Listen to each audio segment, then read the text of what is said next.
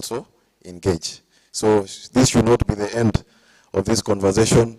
Bwana Gilbert and your team and your CEO from the Blue Wave Radio, tafadhalini, let's keep this conversation going so that we can get conversations with all the players in government and in the private sector.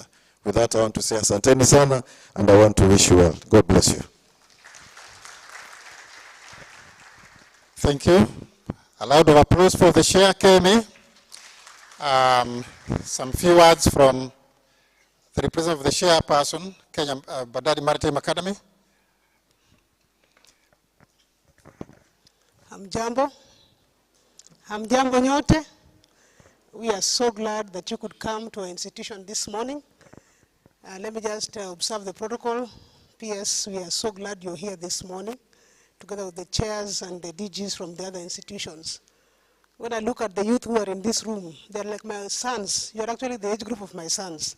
So I'll speak as a mother.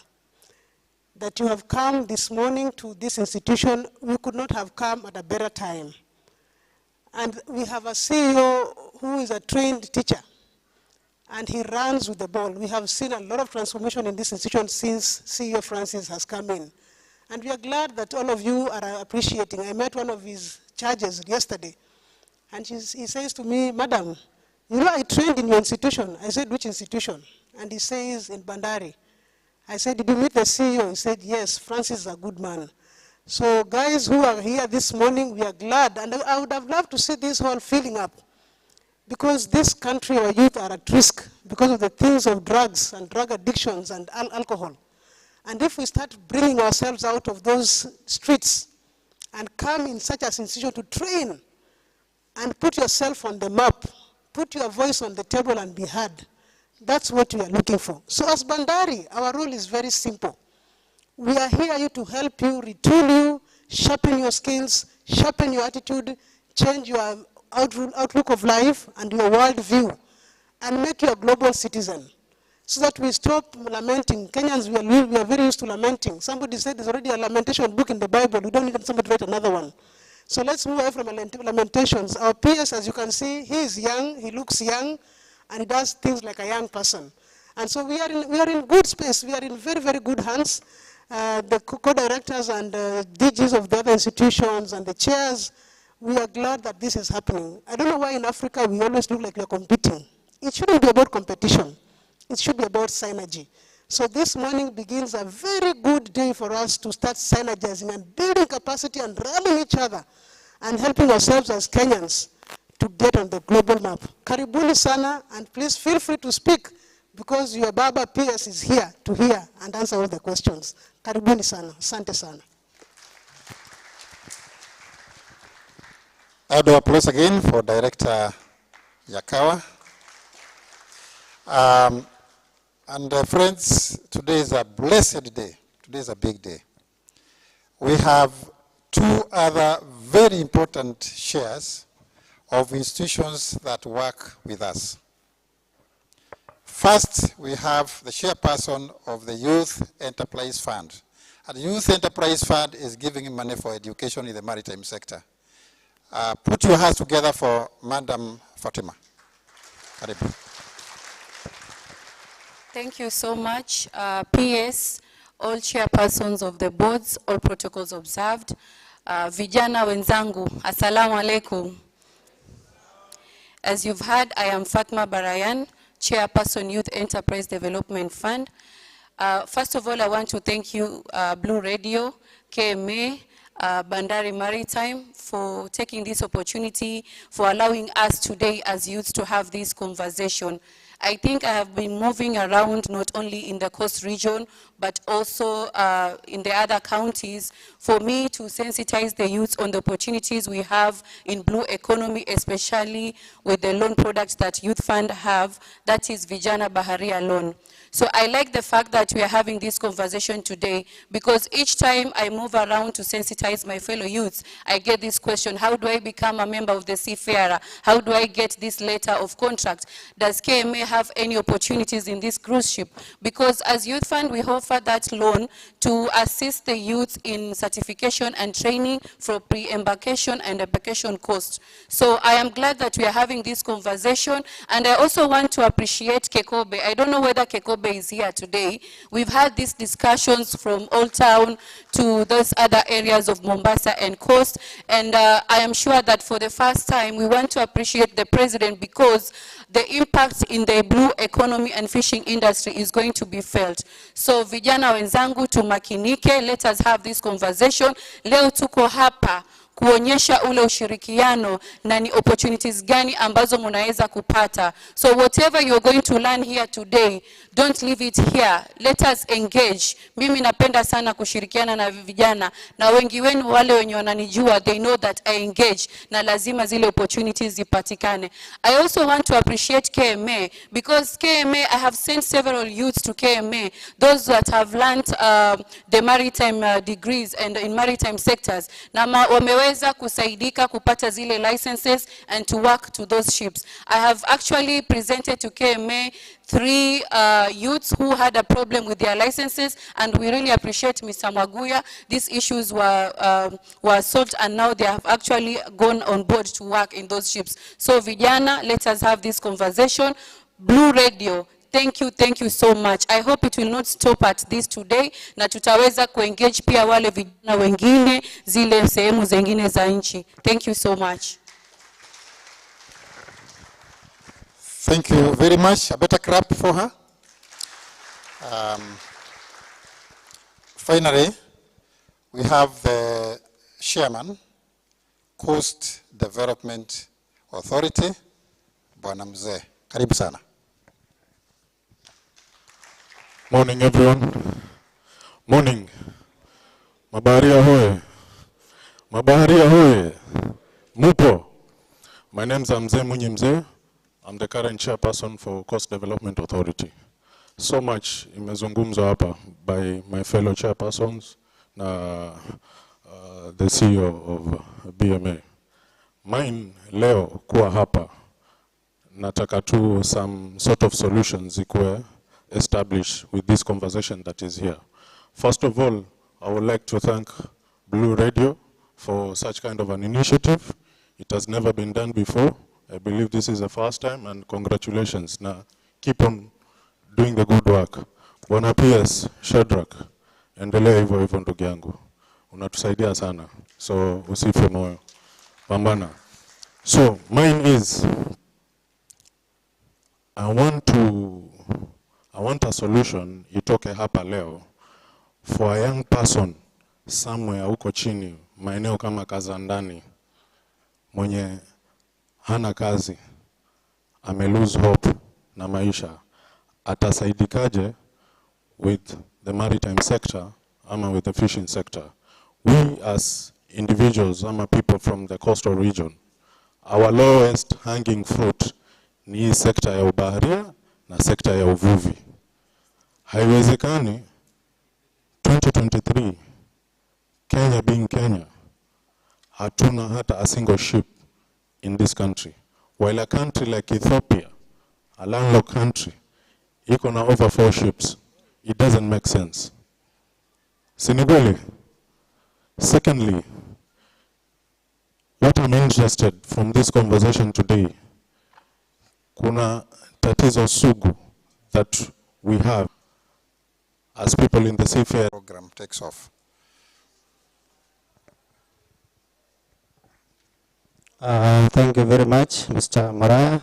Our peers, Shadrack, Madime, all other guests and our youth, good morning. My name is Robin Ngeivo. I am the Assistant County Commissioner, Mombasa Highland. I'm here on behalf of the County Commissioner, Mombasa, and basically to welcome our peers, Blue Economy, and also to team up with the youth of Mombasa to make sure that they are well sensitized and encouraged to join the Bandari maritime programs. Otherwise, I want to appreciate the work of the CEO and the board for the good work you are doing. Otherwise, we are together and we shall support you to the end. Thank you very much. Thank you very much, Bwana ACC. Bwana PS, allow me to request the CEO, Kenya National Shipping Line, to stand and wave to the crowd, Bwana Joseph Juma, so that the crowd can see you, the Chief Executive Officer. Allow me also to invite the Chief Executive Officer, Kenya Maritime Authority, Bwana John Omingo, to stand and wave to the crowd. I'm sure we will have time to engage with them later on. So, sir, with your permission, I wish now that you come forward and just give some remarks. Let's stand as the PS comes to the front to give us some open remarks so that we can now get into the program, into the real program. Karibu Bwana PS. The clap. Thank you. Take your seats, please. Thank you, Bwana Muraya, for also being our host in several events that we have had here. The Chair, Kenya Maritime Authority, the Chair, Coast Development Authority, the Chair, Youth Development Authority, the CEOs who are here present, the Director, Shipping and Maritime from my office, Bwana Mwadhi Kifwa Kikobe, my brother Abdallah, the senior officers also from various organizations, ladies and gentlemen, good morning. Mombasa Youth Dialogue. Umesahau tena, Mombasa Youth Dialogue. Thank you. Muko salama?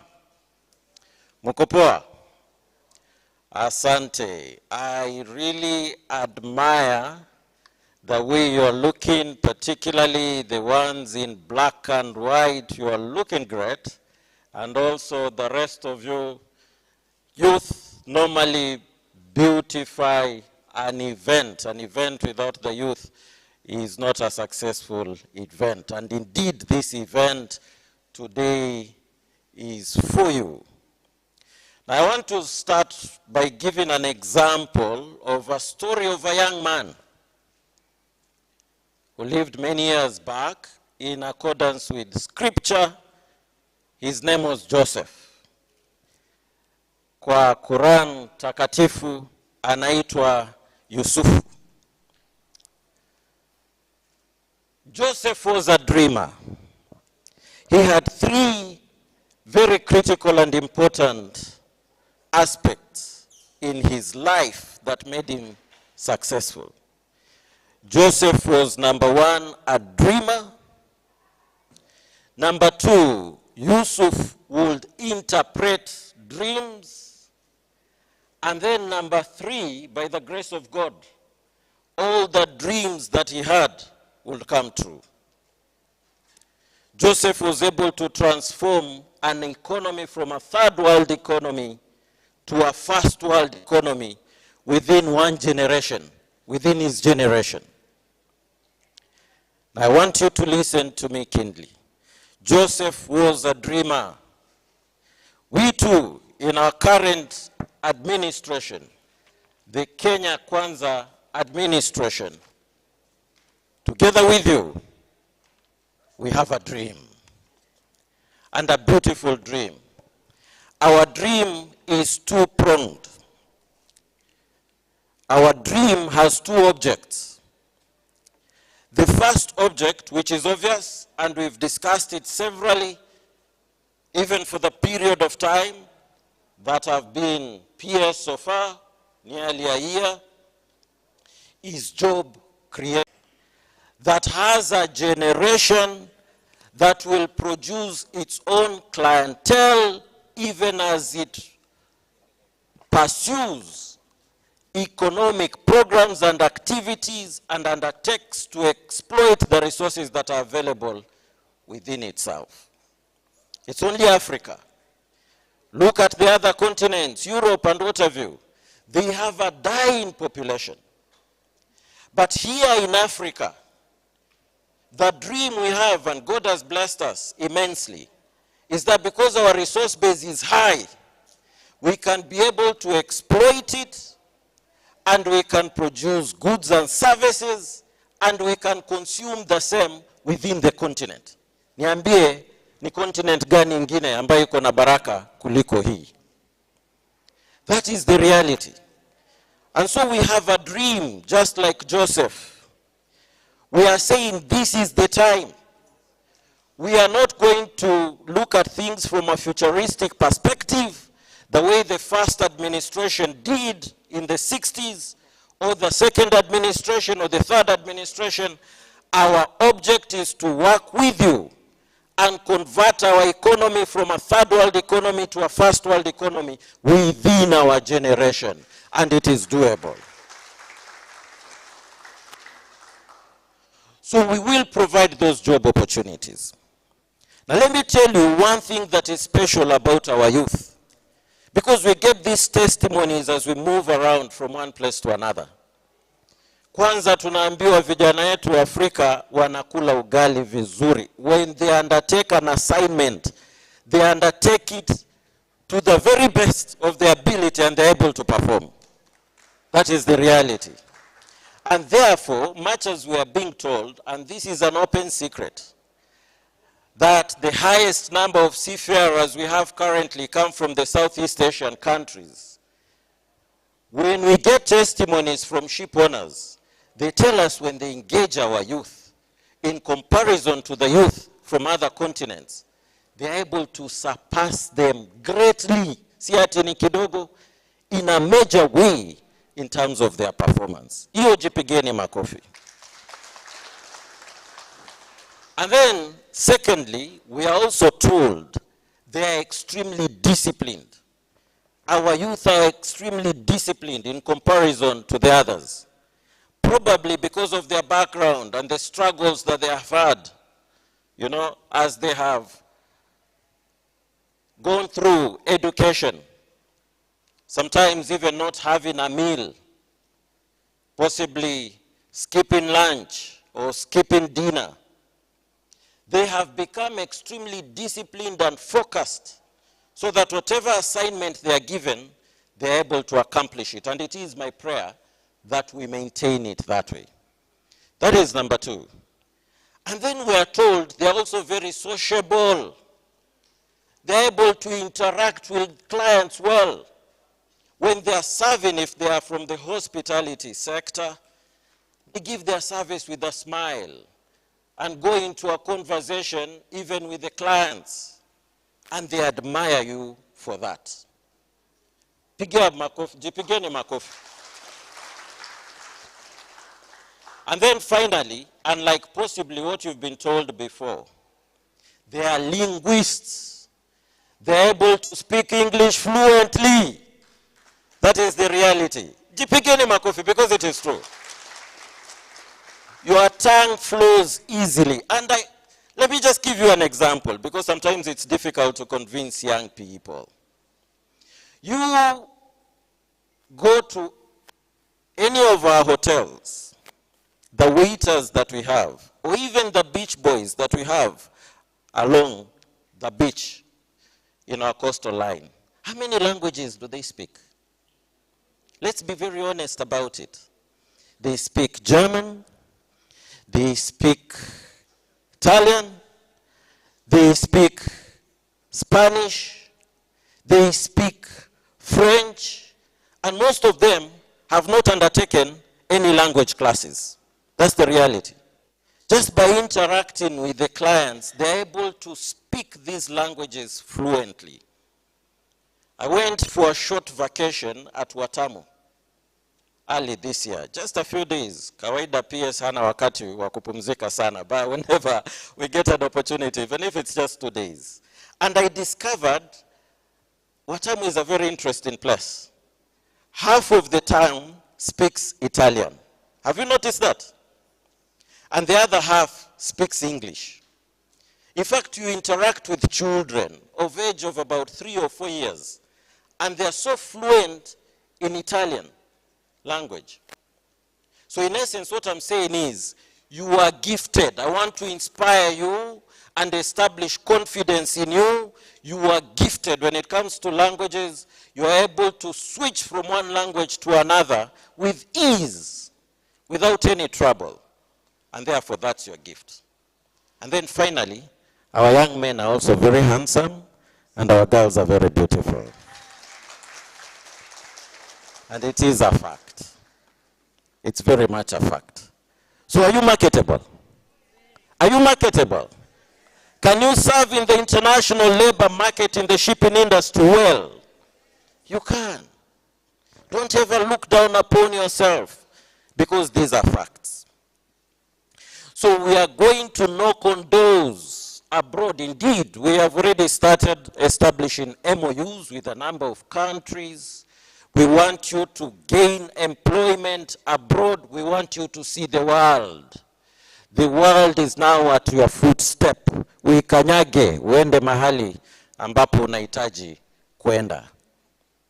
So, what we are doing as a State Department, because I can't just collect you from the streets and take you abroad to commence working in these shipping lines, these shipping companies, I have to ensure that I build your capacity. That's where training is coming in.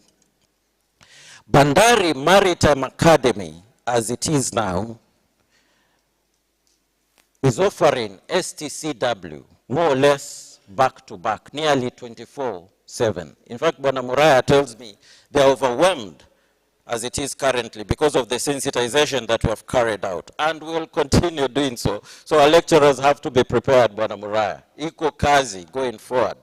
I'm told even the classrooms here are not sufficient. I've given instructions to Bwana Omingo to open up a floor in the new building that they have moved to recently. A whole floor as a campus for Bandari Maritime Academy. We've also implored upon other maritime institutes also to have crash programs, because we want to push as many young people as possible to undertake these courses, marine-related courses. Not only that, because I see a number of graduates tarmacking, graduates in different fields of engineering, those who could have done electrical engineering, mechanical engineering, mechatronics. We are converting them into marine engineers. We already have a program that we are undertaking with Jomo Kenyatta University of Agriculture and Technology. My director, Shipping and Maritime, is spearheading, the conversion program. Initially, they told me that they will require these graduates to undertake the conversion course for a year. I said no, a capital A no. After 5 years, unakula vitabu alafu uambie hati urudie mwaka mmoja. I said no. Even if it's going to be a crash program, 6 months is enough. And we'll have marine engineers also being deployed in these international shipping companies. So I'm building the capacity of our young people so that after I go knocking doors and they're opened, you will now be ready to serve in these companies. That is number one. That's my first dream. As I said, it's two-pronged. My second dream is on the resources available within the blue space. And there are many, ladies and gentlemen. We are talking of pharmaceutical products that are available. We are talking of minerals within our EEZ. We are talking of oil and gas that we can exploit. I know there's been a push towards moving into green energy so that we no longer concentrate on fossil fuel. But the reality is the Western European countries were able to convert their economies within a generation through industrialization by making use of cheap fuel. So we are saying, even us in Africa, we can be able to use a certain percentage of it because we need to industrialize. And therefore oil and gas. But also green energy. Because we can generate energy from the wind. We can generate it from, the sun, solar energy. Sisi tuko na jua kuanzia asubuhi mpaka jioni, inawaka tu. We place our solar panels and we're able to generate this energy. Even from the waves, we can be able to generate energy.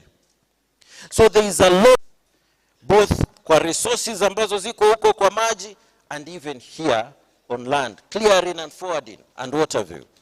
These things are doable. We have created the environment.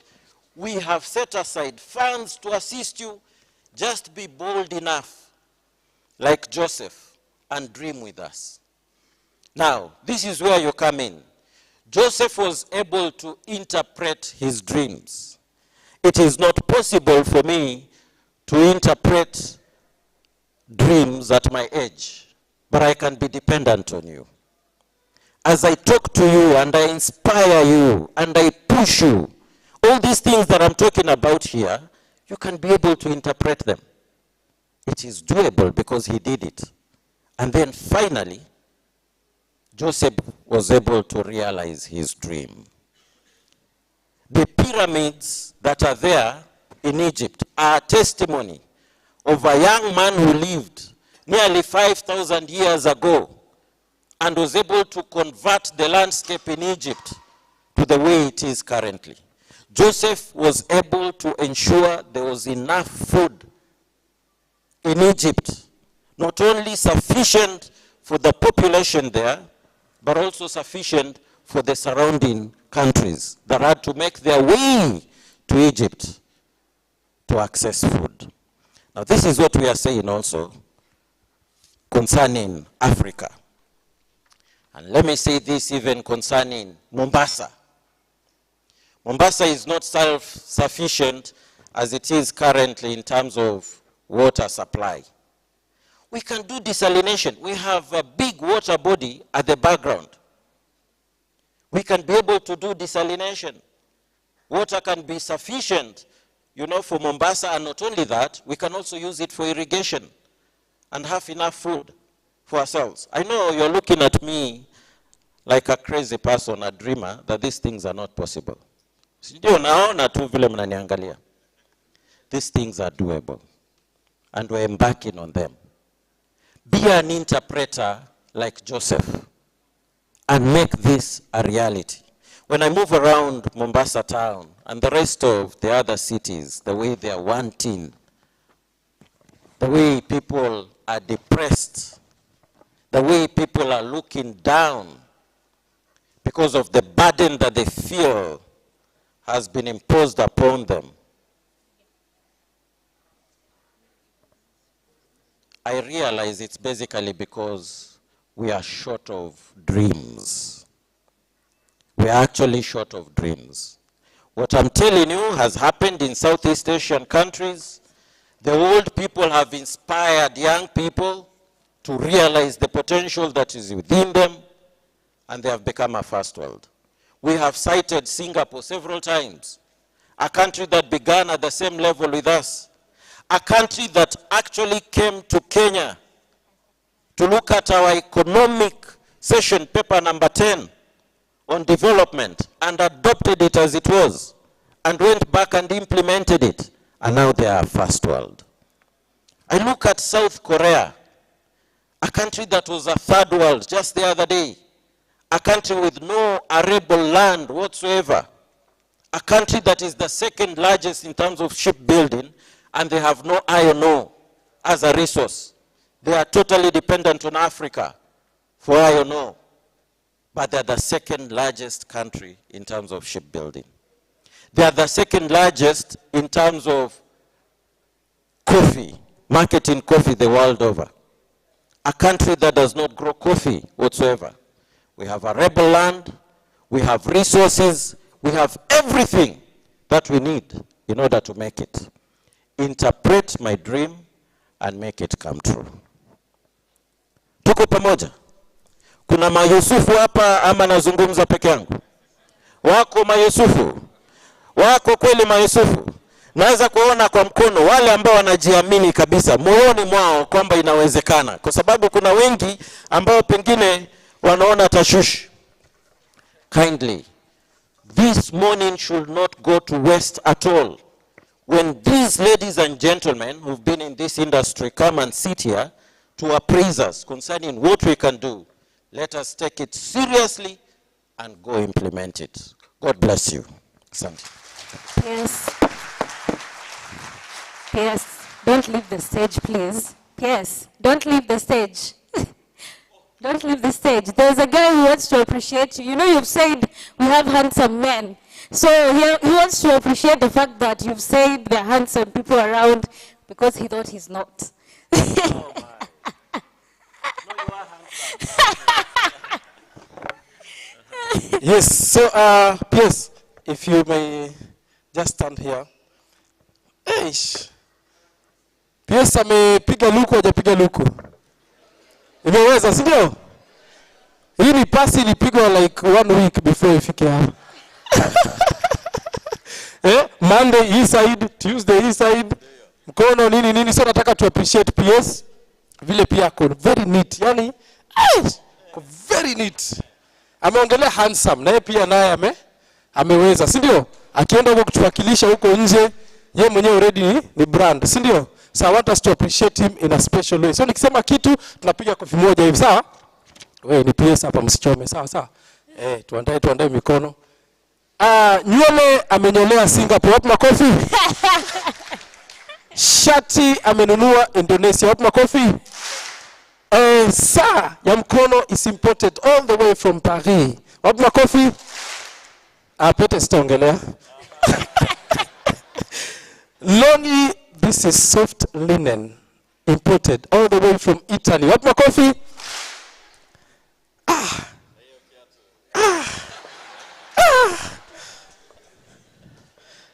Kiatu marikiti.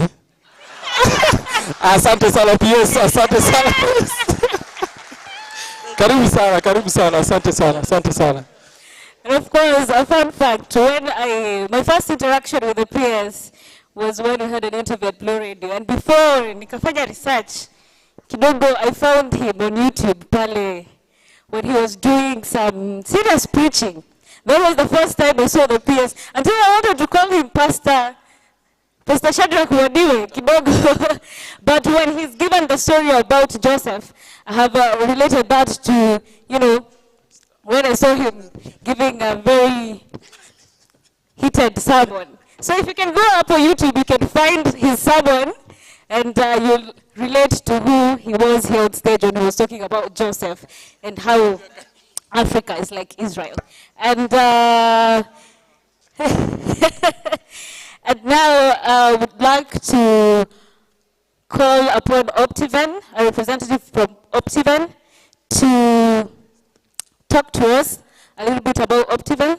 And as she comes, I'd love also to recognize some of our sponsors, starting with Kenya Maritime Authority, the Media Council of Kenya, Institute of Chartered Shipbrokers, KIFWA, Bay Hub, Swahili Port, Y-Gap Kenya, Synapis, Close the Gap, Tech Bridge Invest, and Gilitex Media, not forgetting Oxygen Pictures. Of course, we have a lot of partners on board, and we will recognize after Esther Kamau from Optiven gives her speech. Karibu sana.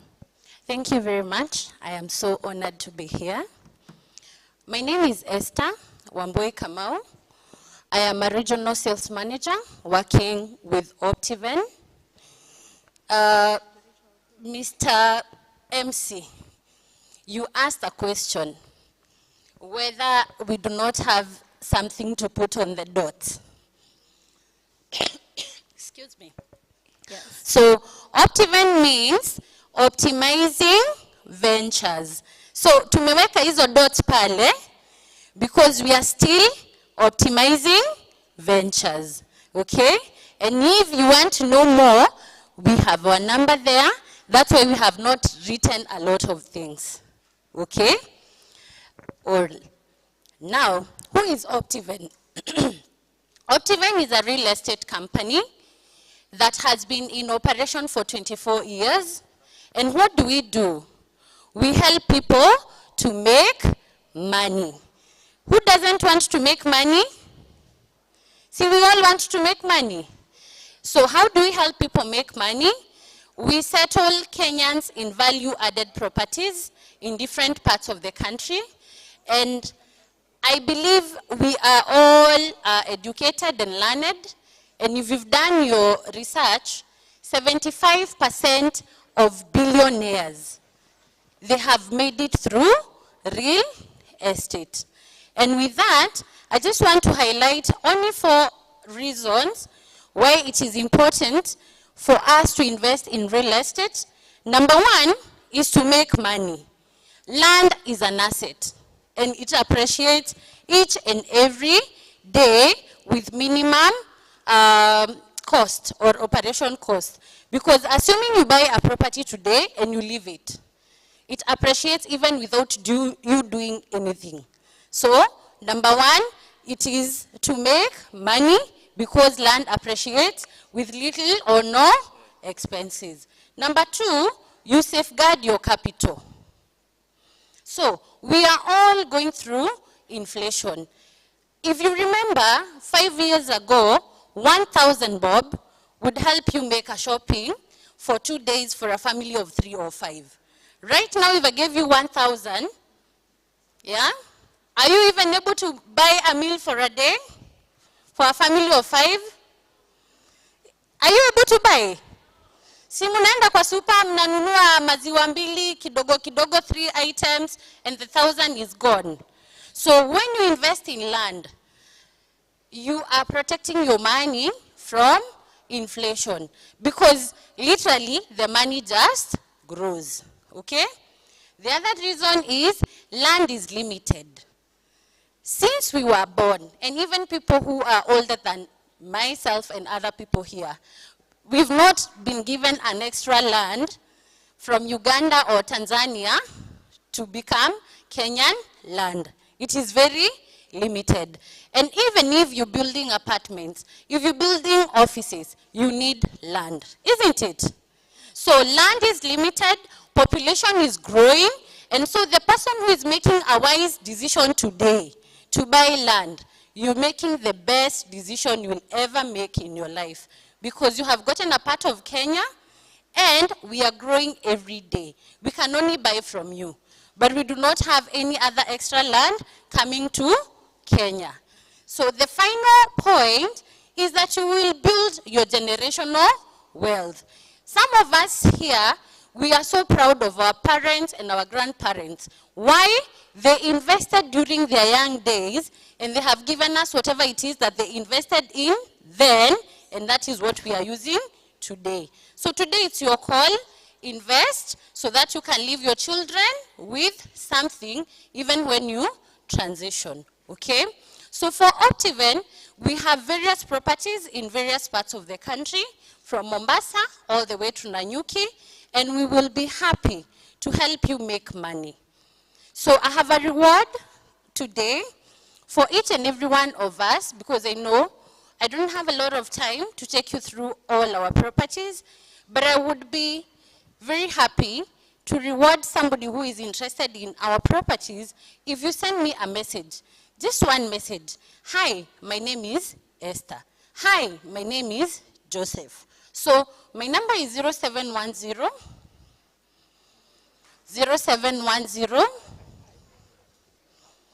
576 532. 0710 576 532. So I'll be more than happy to send you a present on your phone, or even more, if you just write your name. Hi, send me a message. Hi, my name is Esther. Just like that. Hi, my name is Joseph. Hi, my name is Jedaida. Hi, my name is that person. So I'll be more than glad to send you a present and definitely to engage with you further. Thank you so much. May God bless you. A round of applause, please. Thank you so much, Esther. And now, before the first panel comes on the podium to discuss the sea-based opportunities for maritime training jobs, let me welcome Dr. Wani. Yes. Umesikia hizo Tumepewa namba hapa kila mtu. She's the only lady that can give her number publicly. Wanaume? Wanaume? Mumesave? Saa 6 usiku. Ninyi ni Optiven. Mlisema tutume message. Aha, she's the nimependa hiyo confidence yao. Tutawapatia bahai. Sindio? Sasa, at this point in time, I want to welcome another gentleman. Yes, all of us, I understand, we've interacted with online or transacted online. We've done business online. We've posted something online. And everything nowadays is digital. Sindio?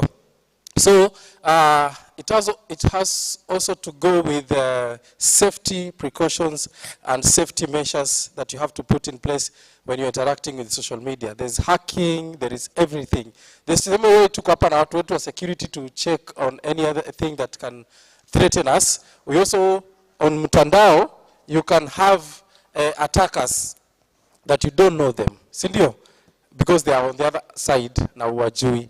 And so we have this guy all the way from Search for Common Ground, Bridgeboat, online safety. The gentleman is called Dominic Mwambui. Karibu sana. Hii hall imejaa handsome men, si ndio? Yes, this is another one. Uni pointi. Uyani. Karibu sana bingwa. Yes, you can take us through the search for common ground. In the interest of time, please take 2 minutes. 2 minutes. Okay. I'll try as much as possible to take the 2 minutes that I've been given. All protocols observed. Good morning, everyone. My name is Dominic Mwambui. I work for an organization called Search for Common Ground. Search for Common Ground is a non-governmental organization. It's an international organization. We are headquartered in DC, but here in Kenya, we have offices in Nyali. What has brought us here is a new innovation that we have in the digital peace building space. It's called a Bridgeboat, and Bridgeboat is more of a robot that you speak to and it answers back. Why do we need Bridgeboat in our life? Majority of you may have seen heated debates online. Majority of you may have gone through cyberbullying. Majority of you may have gone through digital facilitated gender-based violence, and you're at that dilemma where you don't know what to do, or you have seen somebody go through that experience and you don't know what to do. So what Bridgeboat does, it builds your capacity when it comes to non-violent communication that you can be able to do online, but it also builds empathy on how best people can be able to empathize other than hate on people or hit people down. And that's the reason why we are bringing Bridgeboat to you. So while you are walking in, there was a placard there where we wanted you to activate the Bridgeboat on your phones. And I do not want to take much of the time that I'm given, but I want to have a more of a practical session with all of you. So if we could be able to reach out to our phones and save the following number that I'm going to read out, then I give the instructions on how you can be able to activate Bridgeboat on your phone. So the number starts with a plus. So if you can be able to go and get a plus. So if you don't know how to do about that, just long press on the 0 and it will be able to give a plus. Then you just type 9475809450 So we confirm the number. It's plus 9475809450 Once you have that number, just save it on your phone, then go to WhatsApp and say hi to that number. Once you say hi to that number, it will be able to prompt you with the next guidelines that you can be able to do so that you can be able to get the knowledge that Bridgeboat has for you. Remember, we are all into the digital world, and it's a world that has not been able to figure out well. So some of those problems need solutions that can be able to be provided online, and this is the reason why we have Bridgeboat for you. So as you go home also, pass that message to the rest of the people that may have gone through bad experience online, or you want them to be better citizens online. Thank you very much. Umesema mambo ni boat, si ndio? This guy tulisoma naye, we attended bro nakata mbele ya watu.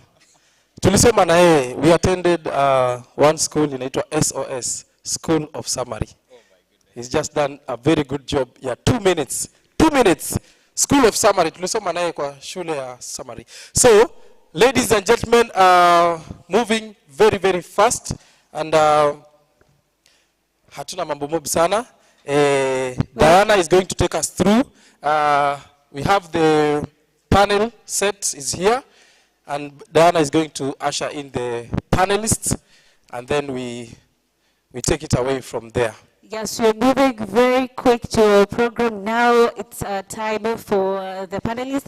And of course, our first panel consists of 4 members who are going to discuss sea-based opportunities for maritime training jobs. And of course, our moderator is none other than Honorable Patrick Mbele. Could you grace the stage, please? And he is a first-time legislator in the County Assembly of Mombasa, oversighting for and representing the people of Bamburi Ward, Kisauni constituency. He is also chairperson of Blue Economy, Agriculture and Livestock Committee at the County Assembly of Mombasa. Umesema ni honorable, si ndio? Yes. Na pechapa sneaker nini. Kwani what happened to those days ya masuti? He's a youth. Ni Gen Z. Oh, Generation Z. Keti hapa chini.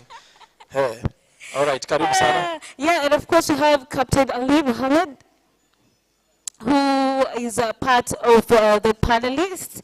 So please kindly grace the stage. Captain hawezi kuja kama pigeni makofi kabisa ya experience. Makofi ya experience. 30 years, wachana na experience. 30 years of experience. 30 years. More than. Sio experience tu. 30 years. More than that. Ngoja muone vile 30 years of experience inatembea. Karibu sana. Karibu. Keti hapa katikati. Waone captain. Waone mambo iko safe. Karibu sana. Yeah, you can sit. Thank you very much. More than 30 years of experience, 30 years of experience. Hakuna mbio. Wewe uko na yako 5. Yeah, and of course, our second panelist, Mbwana Abdallah, please kindly grace the stage. Let's appreciate him. He is all the way from Kikobe. Thank you very much. Thank you very much. Karibu sana. Pia wako na experience. Ukiketi, acha experience zikae pamoja. Asante sana. Our third panelist, Engineer Titus Kilonzo from Bandari Maritime Authority. Kindly grace the stage and please, a round of applause for him.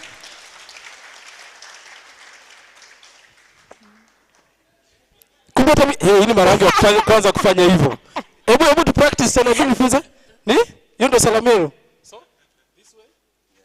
Long yangu mbona ingi?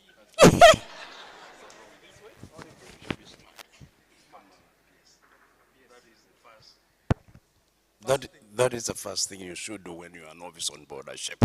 Smart. Alafu? Naona vile tunajifunza? Nasijazilipa school fees. He's the Deputy Director, Maritime Education and Training Department. He also has over 30 years of sea-time experience and extensive professional experience, which includes over 9,000 sea days. 9,000 sea days. Sea days. When Logos Hope umeingia. Mimi Logos Hope na ni hapo tu kwa library na nikatoka. Noma sana. Yeah, and of course our fourth panelist. No, it's the fourth panelist. Our fourth panelist, we have the Acting Director General, Kenya Maritime Authority, Mr. John Omingo. Let's give him a round of applause, please. John Omingo anatembea na style ya rumba. Batela bakilalanga, batela bolingo na biso, batela mobeneko besa kisadi. Karibu sana. Alafu ako na smile nyingine hivi ya kukuambia hii ni ya pesa.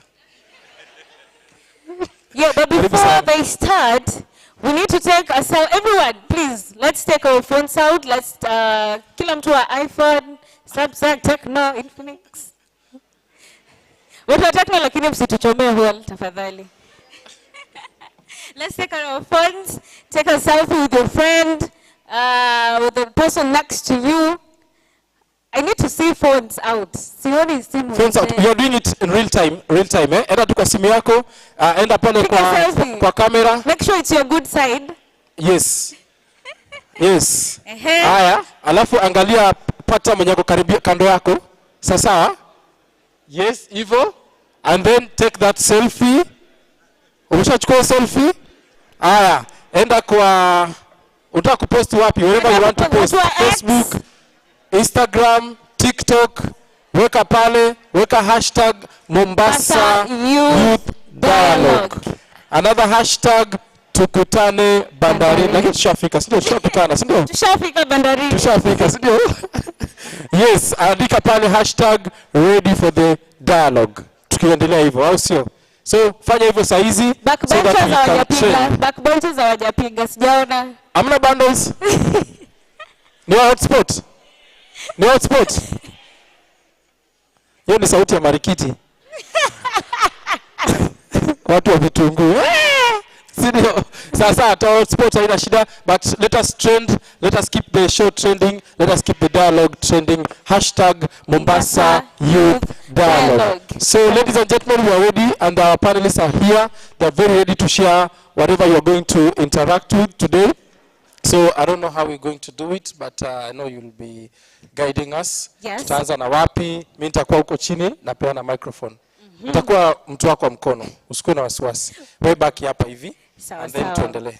Okay, now invite the moderator of the day, Patrick Mbele, is going to take us through the first session. And of course, after that, we're going to have a second session on land-based opportunities. Remember, this is the time we are really unlocking those job opportunities. So, tukae, Swahili wanasemanga kidete? Kusimama ni kidete. Hivi ni kusimama kidete. Alafu uketi kitako. Okay. Hawa wameketi sasa kwa wingi nini? Vitako. Ni kuketi kitako, wameketi kitako hawa. Alafu sisi tumesimama kidete. Haya, karibuni. Thank you so much MC and mtumbuizaji. Sasa mtafutie jina la Kiswahili, mtumbuizaji wetu. Kwa majina naitwa Patrick Mbele. As you told, I'm a first-time legislator at the County Assembly of Mombasa. I oversight and represent for the people of Bamburi, but jina ingine mimi ni MCA. Sawa sawa. So today I am a moderator for this panel. We are here to talk about the sea maritime jobs, and mine is just to know what exactly we have at the sea, what do we have in terms of training for somebody to go to the sea, what are the gaps that we have, and probably what is new that is coming, probably from all our players that are seated here. So first of all, I would want to not take a lot of time and go straight to Captain Ali. Captain Ali has a lot of experience, both in terms of training and even implementation of so many maritime-related activities.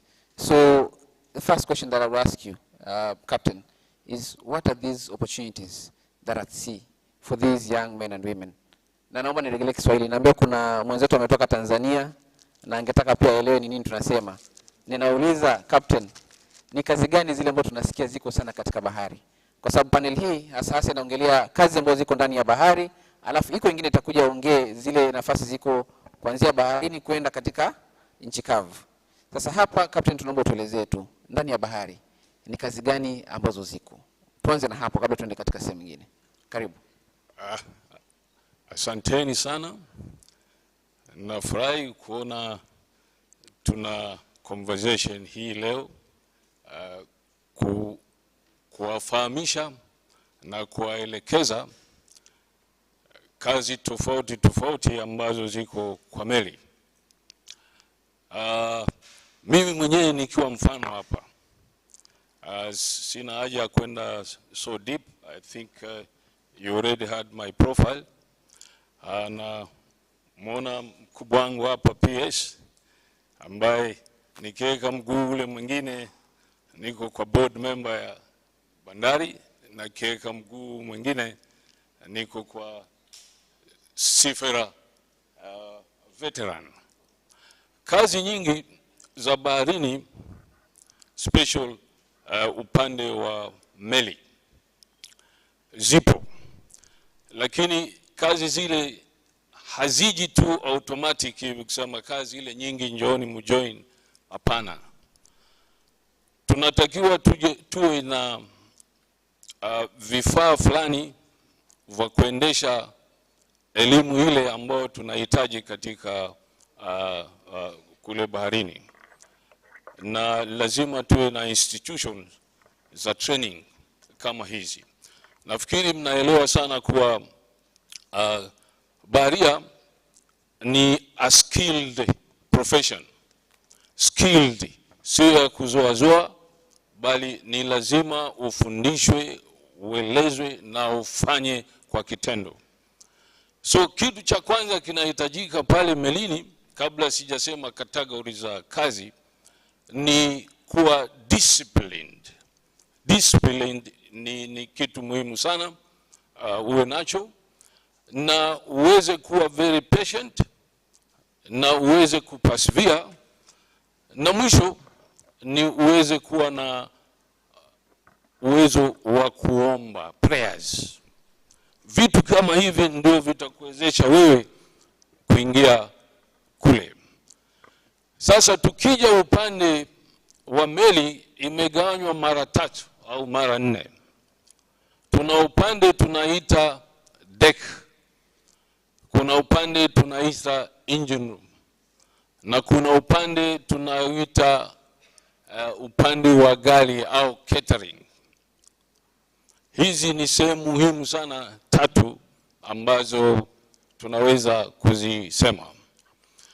Ukianzia upande wa deck, ambao mimi mwenyewe ndio nilianzia huko, wakati wangu nilipoingia pale nilikuwa wakati wa East African Community, tukiwa tunahitajika kuwa mapilots hapa nyumbani kwetu. So opportunities zilikuwako kama hivi sasa tunavyozisema. Nakumbuka nilipo apply nilichukuliwa tu moja kwa moja because of my qualification. I was able to join then East African Harbors, then back in 1972. Nawakumbusha history yenu. Tukaenda Ulaya for training as cadets. Tukipelekwa kule, hatuna meli. Meli zilifanya kutafutwa kama hivi tunavyotafutia nyinyi sasa meli for training. So tukapelekwa colleges, ijapokuwa siku zile ilikuwa kuna scholarship British Council ilitupa, na ikaniwezesha na wenzangu wengine kufanya vile ilivyokuwa taikana. Unaanza kama cadet, unapanda ranks zote mpaka unakuja kuwa Master Mariner, Class 1 Master Mariner, ndio urudi nyumbani hapa uwe pilot. As you can see how long I took. Ukiwa mwerevu, mwenye kituo, Mungu amekupa akili na kadhalika, you will be able to pursue this on those 3 issues which I told you. Patience, perseverance, and prayers. And last but not least, you must be disciplined. Tulipitia mambo mengi, ikabidi kuvumilia, but we were very intelligent here to be able to go through the academic side of it, plus the practical side. Basi Mungu akatuwezesha, wengine tulimaliza, wengine hatukufaulu, lakini baadaye watu walijaribu. Nilikataa kurudi nyumbani kufanya upilot hapa kwa sababu ya pesa. We are now an officer, you are getting more money than what I will get here. But then I was warned in 1987, we'll take you to jail. Then it was back to KPA. you signed a contract with us, come back. You see? So it took me almost 8 years to get my Master Mariner first class. Nika pilot hapa kwetu, nashukuru, mpaka nika retire. But a seaman never retires, depending on your health. Depending on your health, you move on. You don't want to go to sea, you can now work ashore. The shore jobs, I leave them to the other guys who will compete. But the main shore job which I'm pursuing up to now is marine surveying. Marine surveying. Kama mngekuwa na uwezo wa kuona ile profile, ningeelezea kinaganaga, lakini hapa sina wakati huo wa ku-elaborate more. So you can do those jobs while you are ashore if you are tired to go back to sea.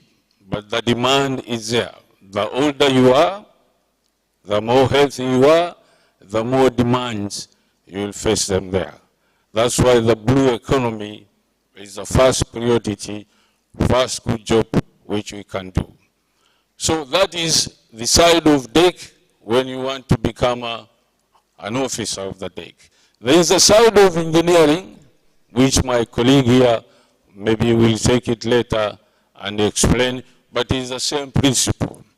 And then you have the lowest caliber, who are the deck people who work on deck, doing the jobs of chipping, painting, and the rest. In the engine room, you have the oilers who do the, changing of oil of engines and all that and move on, you see. So that is also there. And the last one is the catering, where if you are good in cooking, you are good steward, you are good, guy who can sweep cabins and things like that.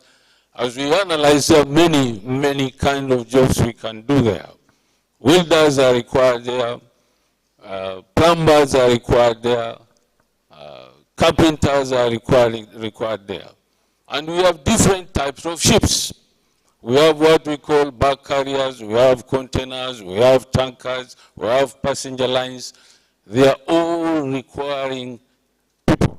Since I started in 1972, until now, there is a scarcity of seafarers on these ships. And it will never reduce. It depends on what you want to achieve. All right. So the skills which you are now going to obtain is from Bandari Maritime, which we have here now. And you have to be both. To do your training at a maritime institution recognized. They are not going to be mushrooming maritime colleges as some I see, recognized and endorsed by Kenya Maritime Authority, who are our focus in Kenya. And they are responsible to answer under IMO. These are our regulations which you have to follow. So the institute is there to allow us to train and move on to the capacities which I've just said. And without equipping this college, which our PS and the ministry is fighting hard to put the skills and the equipment for us to be able to go to sea. And the sea, what is required now for us is to have what we call sea time. A sea time is not going to be obtained on you having a canoe or a mooring boat. It has to be a ship. So we are fighting very hard here to make sure that you get these opportunities to join ships so you can gain your sea time and then pursue these sections of officers or deco oilers and everybody who is required on board. But the beginning is that way. I would not go further than that. Maybe we will meet in another session to answer more questions as they come. Thank you very much. Thank you, Captain. Hiyo makofi si ya 30 years experience. Nataka tuanze kila mwaka moja moja tufike 30. Ama tu divide. Tu divide by ngapi? By 5. Ndio kama kofi 6, si ndio? Na twende miaka 5 ya kwanza. 5 ya 6. Nimefika 5 ya 6 tuko 30. Na tuweke moja ya kuweka kila kitu. Moja kofi yake. Asante sana captain. You have opened our eyes to know that tuko na meli. Nataka wale ambao tuko hapa tuchore meli kwa akili. Si unaona meli vile iko? Inakaga kama hivi andazi lakini limekatwa kidogo wa chini, si ndio? Tunaambiwa kuna deck, alafu kuna engine, alafu kuna galley, si ndio? Mnaiona hizo? So amesema pale kwa deck ziko kazi. Kwa maofisa yuko yule ambaye anaitwa captain. Kuna watu wa navigation na watu kadhaa. Na ukatambia kuna engine, ambao kuna oilers, kuna watu wa painting unasema kwa kule juu. Sasa umetuelezea haya yote. Nafikiri ni muhimu pia katika maongezi yetu utatuambia ni wapi, ama mmoja wetu atatuambia ni wapi mtu akitaka kujifundisha haya maneno ataenda kujifundisha wapi. Na sisi katika nchi yetu ya Kenya, je, tuko na chuo ambao kinafanya mambo kama hayo? Are we certified to the level of offering those courses? I think that is a question that will come to next once we finish up with Engineer Kilonzi. But Engineer Kilonzi, you have an engineer before your name. For me, I am thinking that you're the person that is in charge of ile sehemu ya pili ya engine. Hapo ndani ni kazi gani ambazo ziko? Okay. Assalamu alaikum. Good morning. Kwa majina, I'm Titus Kilonzi. I'm the Deputy Director in charge of Maritime Education Training hapa Bandari Maritime. I think hiyo ndio kawaida ya salamu. Sivyo naeleza watu wewe ni nani. All right. Mimi ni marine engineer, trained marine engineer who has gone through the ladder kutoka chini, trainee marine engineer to a chief engineer. It takes about 10 years.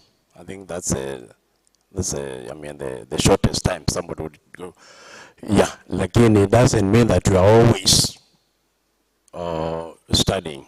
You can do that. I will give a good example of accountants. You can start as an accounts clerk.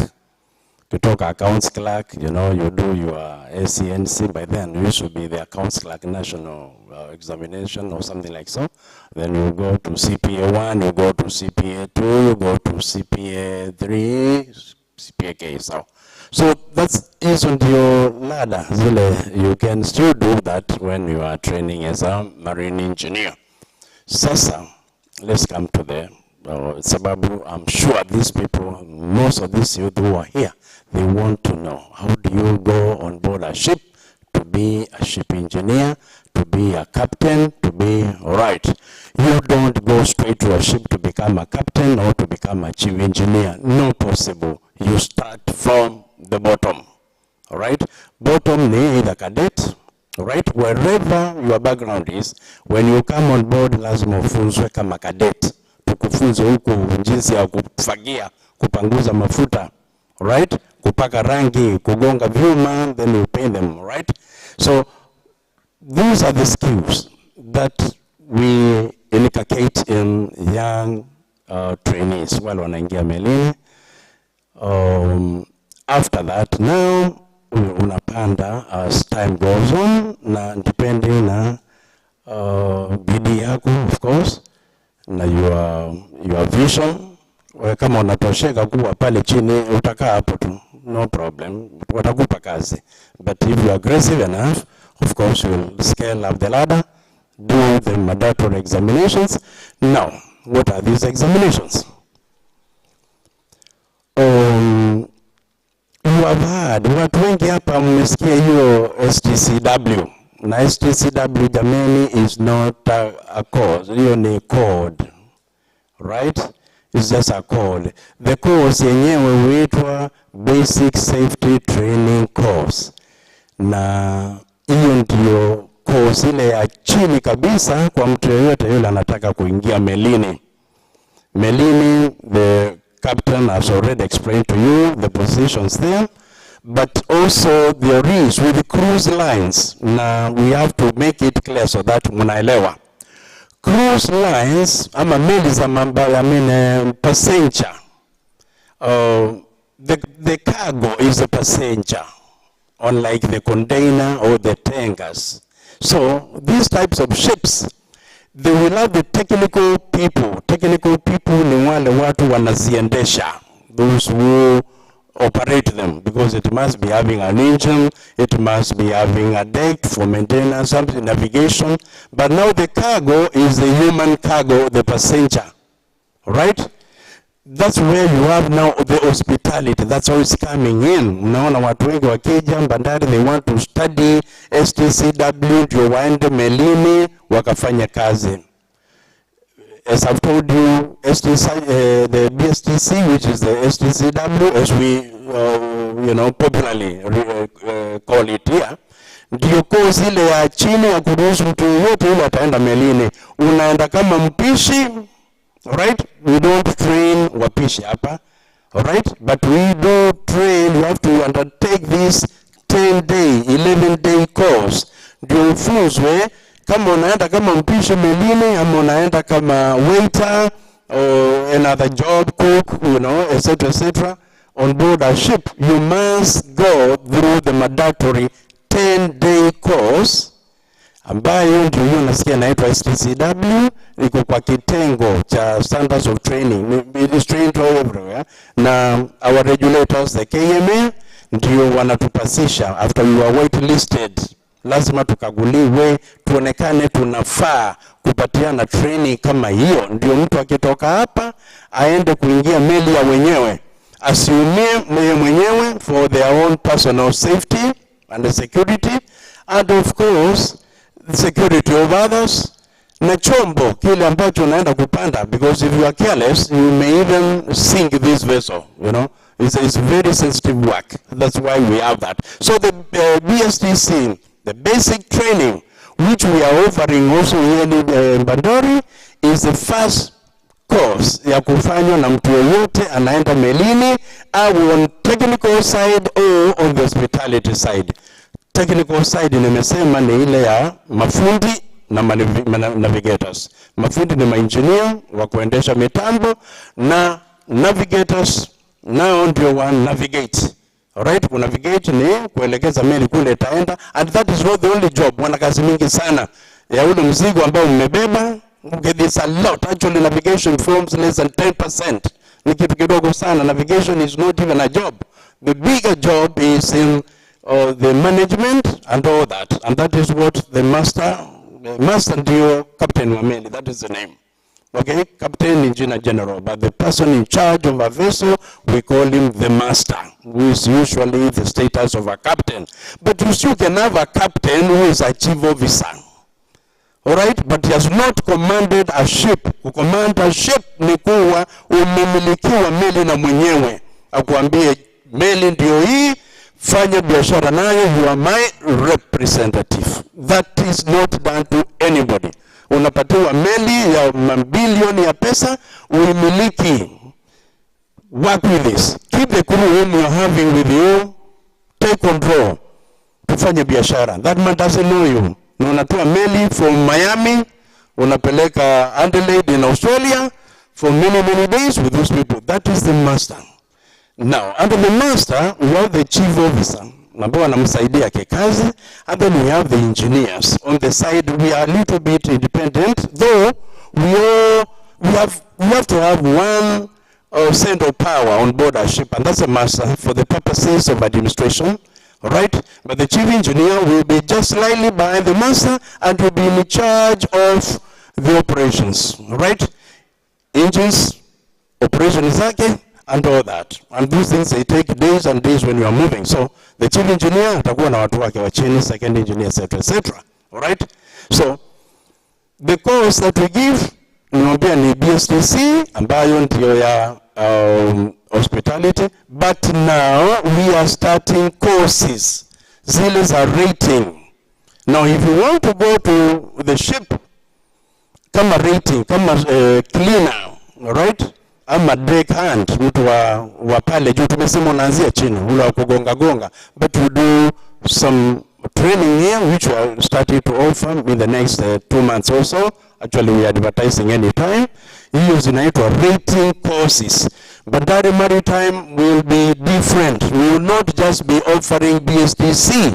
BSTC we have said is a list. Now we want to advance and give courses that will give now to ship operators to kufanya rating zetu hapa badala ya kwenda nchi jirani etc. We have done everything. It's only rolling out the courses. That is what we are going to do. Na hizo kazi vile tumesema, you can start tulipunguza. Mtu yoyote ambaye kijana amemaliza standard 8 amefanya, we can bring him afanye hizo course za chini, tutamfunza from the bottom. Tutafunza vizuri, it will be open to everybody. Ndio apate hicho cheti through KMA. From there now, you'll be good to go. Utakuwa, you can start from here. You don't need to go anywhere. With the cadets, these are the graduates. Na wale wengine wana certificate, of course. They have a place on board the ship. They go as cadets. After that, they do their certificate of competence, which we also don't over here. All right? Even our diploma graduates here, we know them, wakienda wanarudi, wanafanya hiyo certificate of competency, so that now they can join vessels as now third officers, third engineers, no longer as cadets. As long as they have, wamepata zile sea time, ile na watakikana. Asante sana. Thank you, engineer. Wapi makofi engineer? Tupe moja. Asante. Engineer, kuna mengi ambayo umetaja na liko la mwisho ambalo umeligusia. Nafikiri kuna wengi ambao tuko na mashemegi, mandugu, rafiki na majamaa ambao walifika class 8 wakaaga elimu bye bye kufikia hapo. Na nimesikia hapo umesema kwamba mnaanza course za ratings hivi karibuni ambayo mtu yote alimaliza class 8 anaweza ingia katika shughuli hiyo. Lakini kando na ratings, hao wengine umesema kuna cadets wako, yuko chief engineer. Unahitajika uwe na grade gani kwa shule, uwe umefanya mahesabu gani ama masomo gani? Is it sciences only ama it's any subject ndio uweze kuingia katika shule hii? Na labda ni pesa ngapi kufanya hizo courses? Okay. All right. Kuwa cadet, you cannot come straight from school to cadet. No. You must have a knowledge or a skill. Maybe you have done a diploma, maybe in automotive engineering. Of course, now there are colleges zile zina offer diplomas in maritime engineering or mechanical engineering. Ile tulikuwa tunasikia tunasema we want to convert such course. We are starting that also, all right? But to our to any graduates wale wamefanya diploma in maritime engineering or diploma in nautical science, those ones already wamefunzwa a lot about seafaring, because that is all about the maritime courses. All right? Sasa what he needs to do such a person ni kumtafutia hiyo, kutafuta hiyo tunaita sea time. Sea time ni uende kule baharini. Sasa you work on board a ship, okay, as a cadet, ufanye hizo kazi, uzoe bahari, sababu bahari ni mwanaume, watu ikimbia. Ufanye sasa kama hiyo, umalize the time ile prescribed, sea time, 1 year for engineers, 1.5 years for deck officers. All right? Ndio sasa unakuja sasa kilasini tena. Sasa unaketi mtihani unaitwa certificate of competency, COC ndio leseni. Okay? You start with the COC, maybe a third engineer or third officer of the watch. Kutoka third, second, chief officer, and then master. Okay? Or fourth engineer, third engineer, second engineer, chief engineer. All right? Na nikakwambia hiyo zote baada ya kumaliza hiyo utarudi tena to sea. Baada ya kupata hicho cheti utarudi tena baharini. No, sasa labda umeajiriwa, you know. Sasa you can go even as a third, ukishapita mtihani, you may be taken as third officer, utaenda kama third engineer, you work now on board a ship, you want some good money, all right? You can save now, right? And then you attempt the other exam. That is how we did it ourselves. Tulijisomesha sisi wenyewe. We didn't have any sponsorship, okay? So It's a journey, but it's a good journey for those who are willing and those who are focused. There is no problem.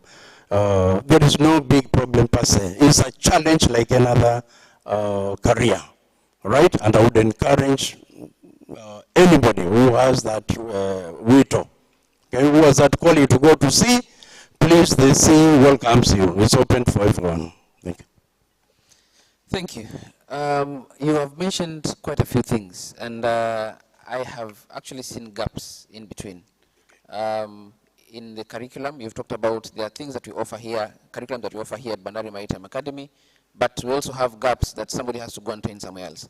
Now I want to go straight to, I know Mzee Mbwana, saizi anachemka mali alipo, anataka kuuliza maswali mengi, lakini naomba niende kwa DG. Ni utufafanulie tu. Naomba nitampelekea tu, usijali.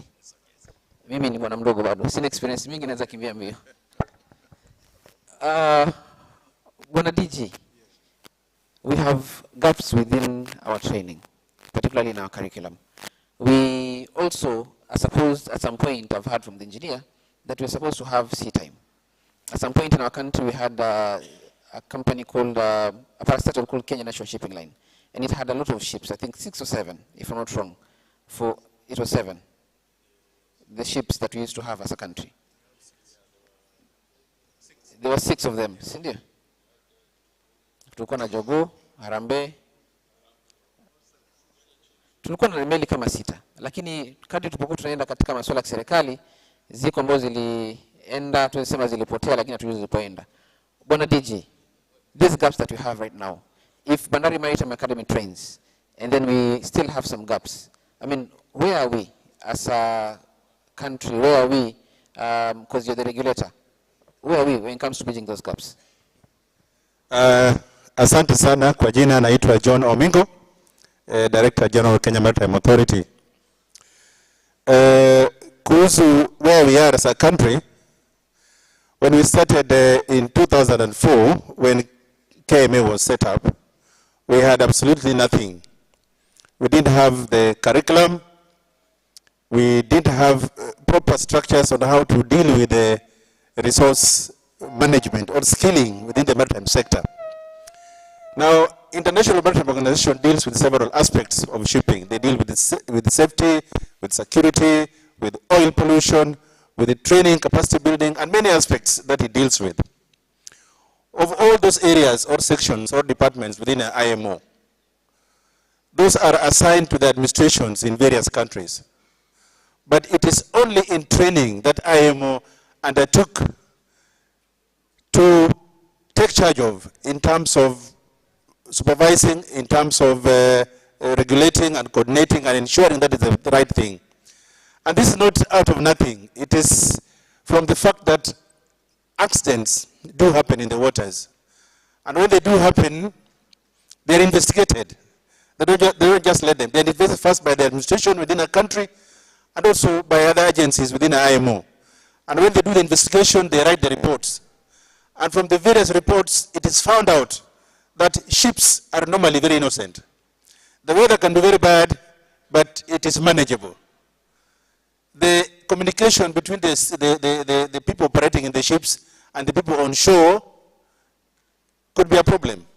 And most importantly is the human beings who are guilty whenever an incident happens. And that's what they said, we need to address the issue of training, the skilling, the resource development in the maritime sector. And that's why they took over the training and the regulation of the training, and they charged the institutions like Kenya Maritime Authority to be in charge of that in terms of developing the regulatory framework, the administrative framework, the implementation of the training programs as they are. And that is why they also took time to make sure that not all countries do the training. It's only those countries that meet the strict requirements, those are the ones which are allowed to do the training. And from that element, we took up the duty of preparing the curriculum. And as I speak today, there are curriculums which have been prepared right from the artisanal level up the university levels. And in those preparations, Kenya Maritime Authority has collaborated and made sure that we have proper curriculum that can be able to be administered, both for the sea engine, for the seafarers, but also on the land. We deal with this. Now, the challenge that we have currently as we speak is that the training institutions have a lot of challenges, particularly with the resource persons. And this one comes from the history, the fact that we didn't develop maritime skilling right from the time of independence. We are coming a little bit late. And so those who benefit from the fact that we used to have the East African shipping line, where Captain Ali and you benefited from, and those who took the private initiative to go for these trainings. Those are the ones that we are making use of. So we have done a lot in terms of providing the framework for training. We worked very hard to ensure that we meet the IMO requirements and make sure that our country is in the white list. We've developed the curriculum, and now what we are dealing with, as we speak now, is the training institutions, because you only become relevant globally when you have standards that you have to develop and you have to meet them. So we don't just allow any institution to carry the training, but we make sure that they are vetted, they meet the requirements very strictly, and they are doing the right things. The vetting process, particularly when you're an institution and you're starting to do the training, we even send our officers to sit in the class. Even the STCW, we send them to sit in the class to see how the packages, the contents are being delivered, and also to see how the examinations are being conducted and ensure that they meet very strict requirements which are there. As we speak today, we have expanded. Like he has said, the COC has to be done through oral examinations that we administer, and a very strict guidelines that are given by IMO. And so as we speak now, we have developed the examination facilities. The physical infrastructure is there in our new building, and we have developed the resource persons. We took them. We took about 16 mechatronics, mechanical engineers as trainees, and we have reaping the dividends from that. Had we not done that at these very early stages, we would be in trouble now in terms of getting the COC class 1, class 2. Now we have them.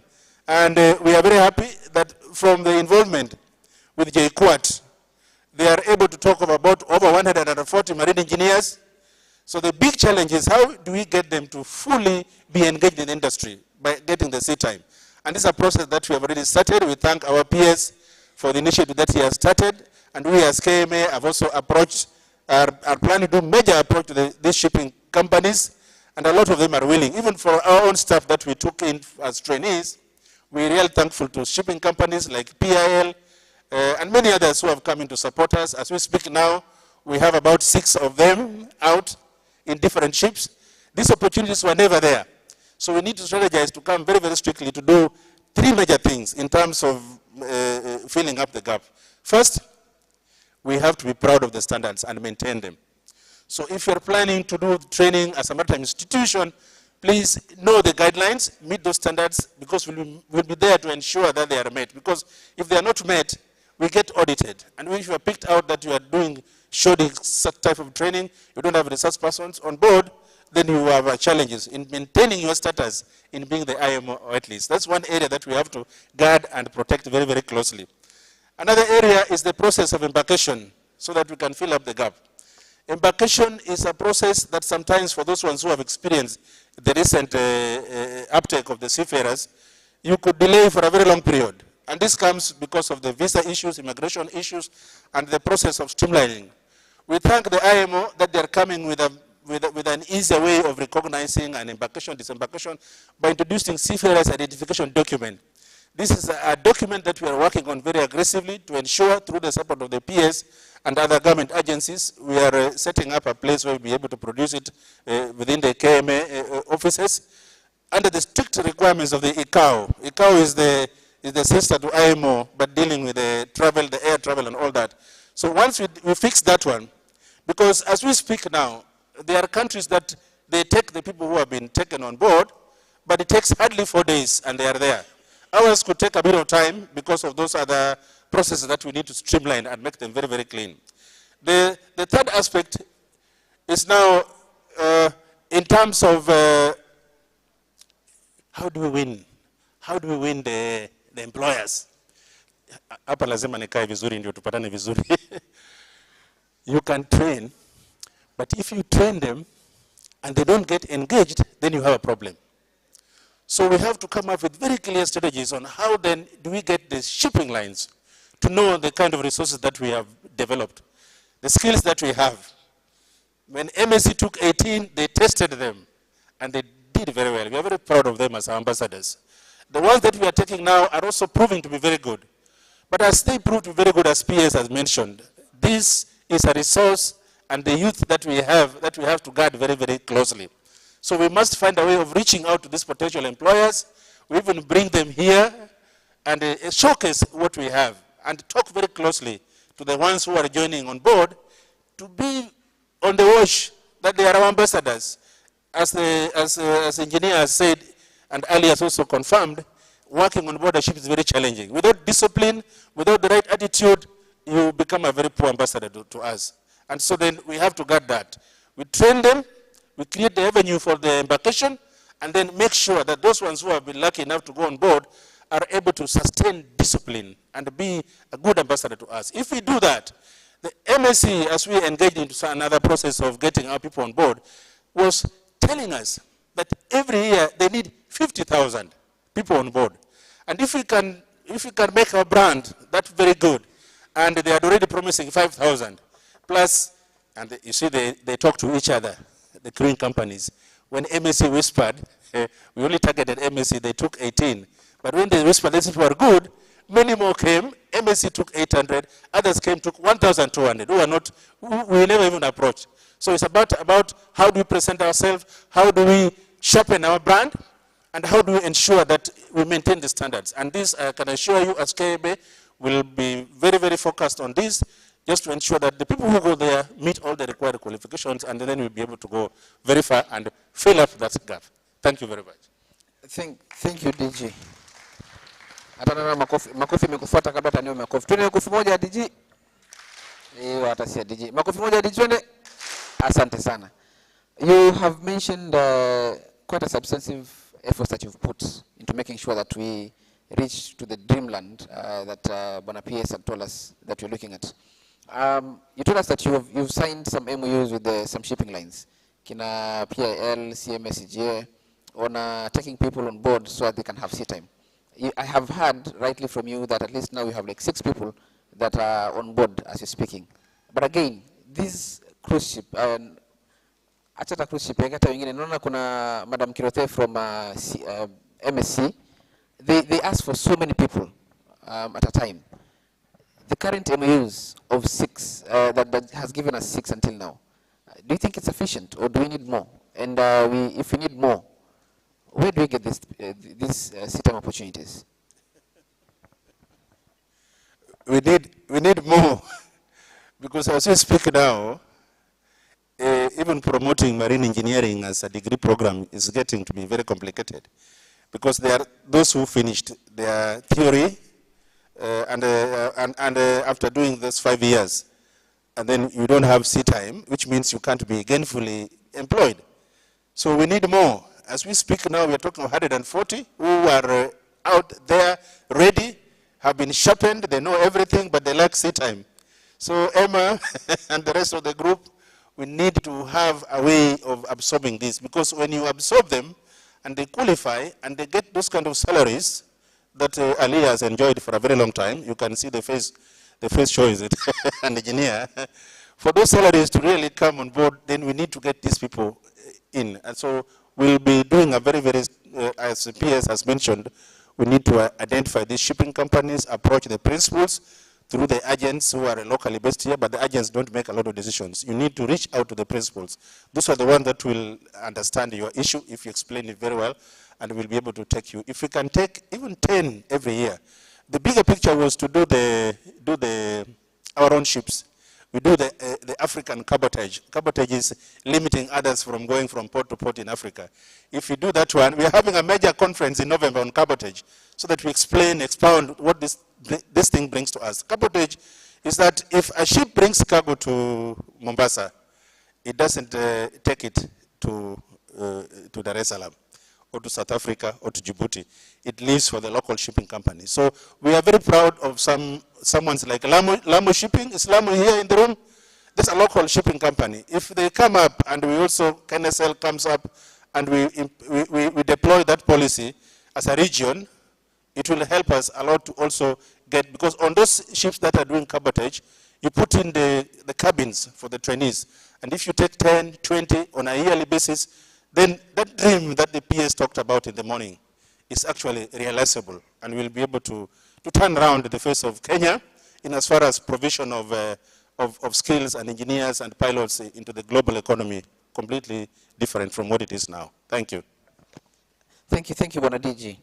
I think from what you're saying, if I've understood you very well, is that there's a need for us to revive KNSL. Si ndio? Kwa sababu ikiwa tunaenda kuomba kwa kina Emma watusaidie na nafasi za kutrain watu, wakisema kwa nafasi mbili, kuna wanafunzi hapa wa Maritime Engineering. Wako wapi naona wanafunzi labda wako? Wako wanafunzi ama kwa class size? Hapa tuko na wawili. Hapa wana tuko almost 20. So if kina Emma will take 2, where is the 18 going to go? Tutakuwa bado tuko na gap kubwa, si ndio? Kwa hiyo bwana PS nafikiri hapo kuna changamoto. Labda KNSL inafaa irudi haraka iwezekanavyo. Na ikiwezekana sisi kama wananchi wa Kenya tuweze kununua meli yetu, angalau tupeleke watoto waenda kasome, si ndio? Na nikinukuu pia kwa wale ambao ulisema ni kwamba tuko na Bandari Maritime Academy that you've done a lot of capacity building, and now you've gone ahead to partner with JKUAT. Locally here in Mombasa and other coastal counties within the coastal region, we have other technical training institutes. We have these vocational training institutes. And by that, I want to recognize that we have Madam Kibibi, who is the CEC for the county government of Mombasa in charge of blue economy. Probably naomba usalimie tu kidogo. Huyu ndio waziri wa blue economy katika county government of Mombasa. Na they're really trying to come up with other institutions, alternative institutions to train. How fast are we willing to give them certification and personnel for them to be able to train more people? Because I see bandari unavyosema saa hizi hata bwana PS imbidi donate a floor at the new building. We need more. How fast can you do that? This is a challenge to the institutions and the county and the efforts that we need to do, because we don't just certify. We certify when you meet certain minimum requirements. Even the Bandari Maritime Academy has got several requirements to meet to be able to provide courses which currently they are not giving. So with the input of the county, with the input of KMA, the input of the government, we can be able to equip these institutions. Just like I said, it is a program that is highly vetted.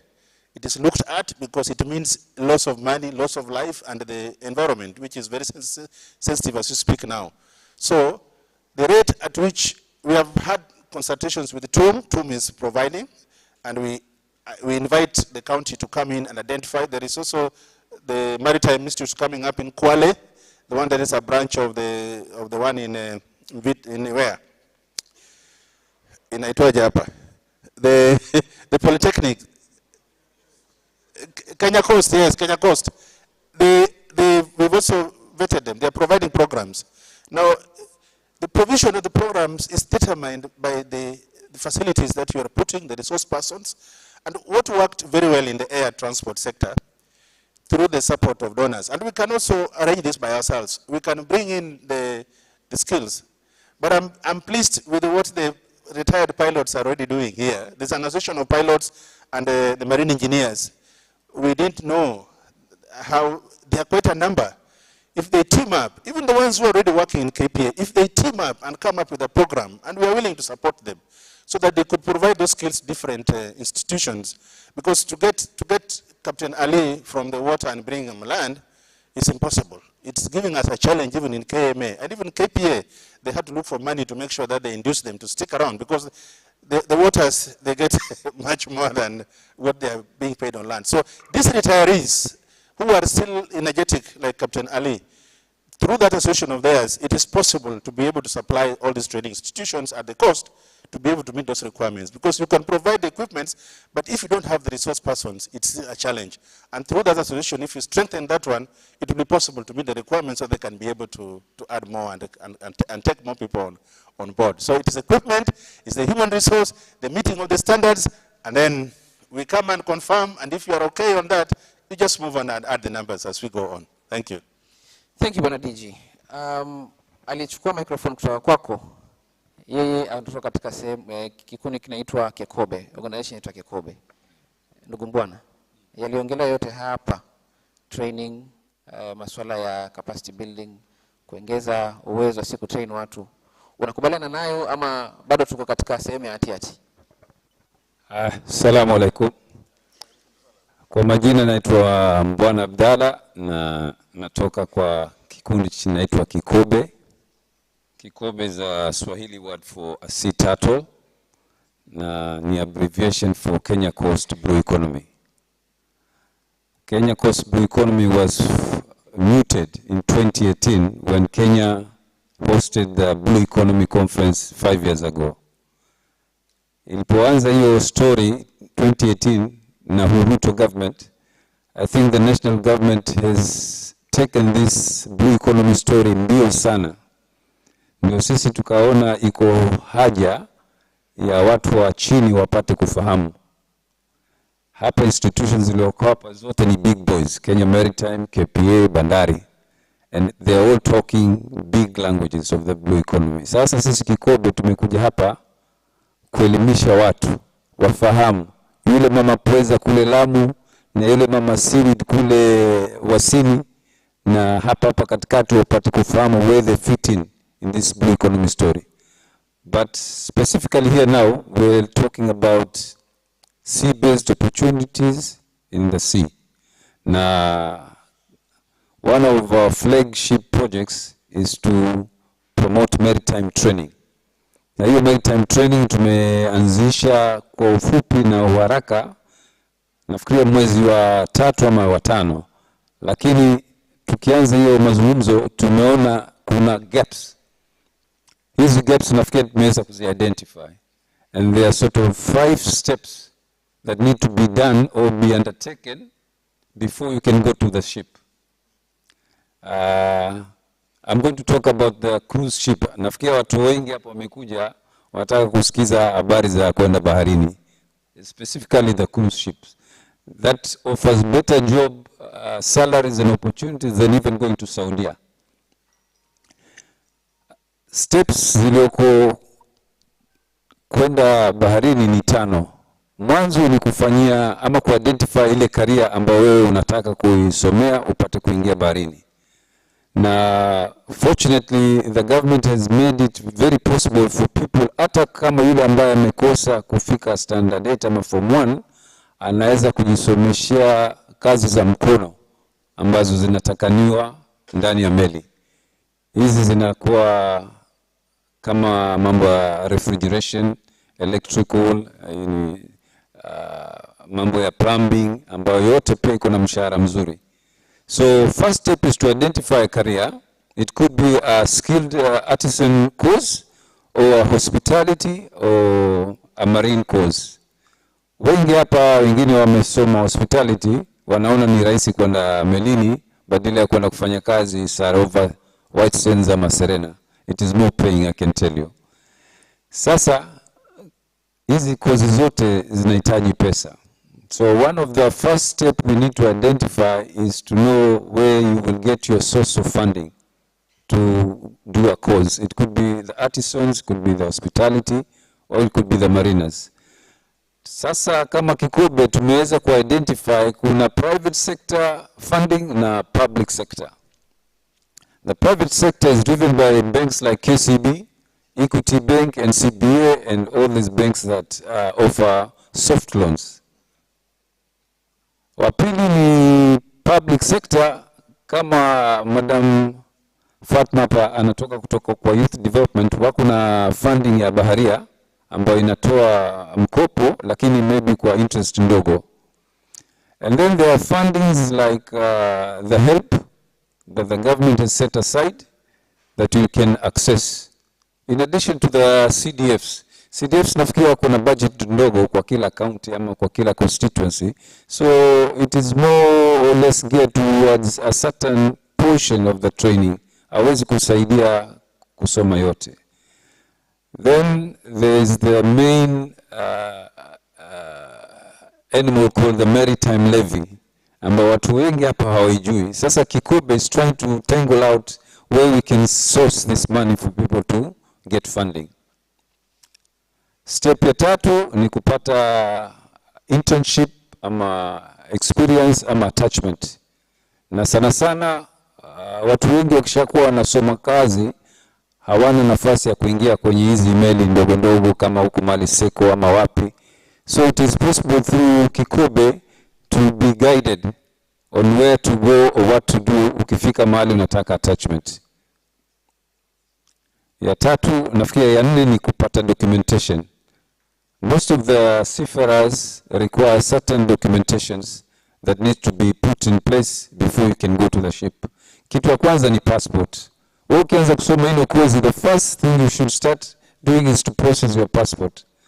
Because by the time you finish, maybe you will not be able to finish to get your passport. So ni bora uwe nayo ukiwa unaanza hii course.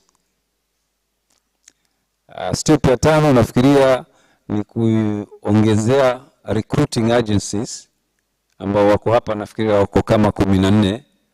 They're not enough. They need a bigger agency to try and recruit more people into the sea. So basically those are the 5 steps that Kikobe is trying to streamline so that wananchi walioko chini wapate kufahamu. Over and above that, Bwana Peace, Kikobe is a membership of professionals from different clusters of the blue economy. And I'm proud here to note that there's a gentleman here called Andrew Mwangura. Yeye ndio alipropose Ministry of Blue Economy kwa president na president akaichukua. Bwana Andrew Mwangura, I want to recognize you, and he's one of our members. So one of our issues here is also to do policy making. Apart from doing maritime training, na tukianza mazungumzo haya tumeshikana na hawa wadau wakubwa kama Kenya Maritime, KPA na BMA kupata kufahamisha huyu mwananchi aweza kushika vipi hizi kazi za baharini. Asante.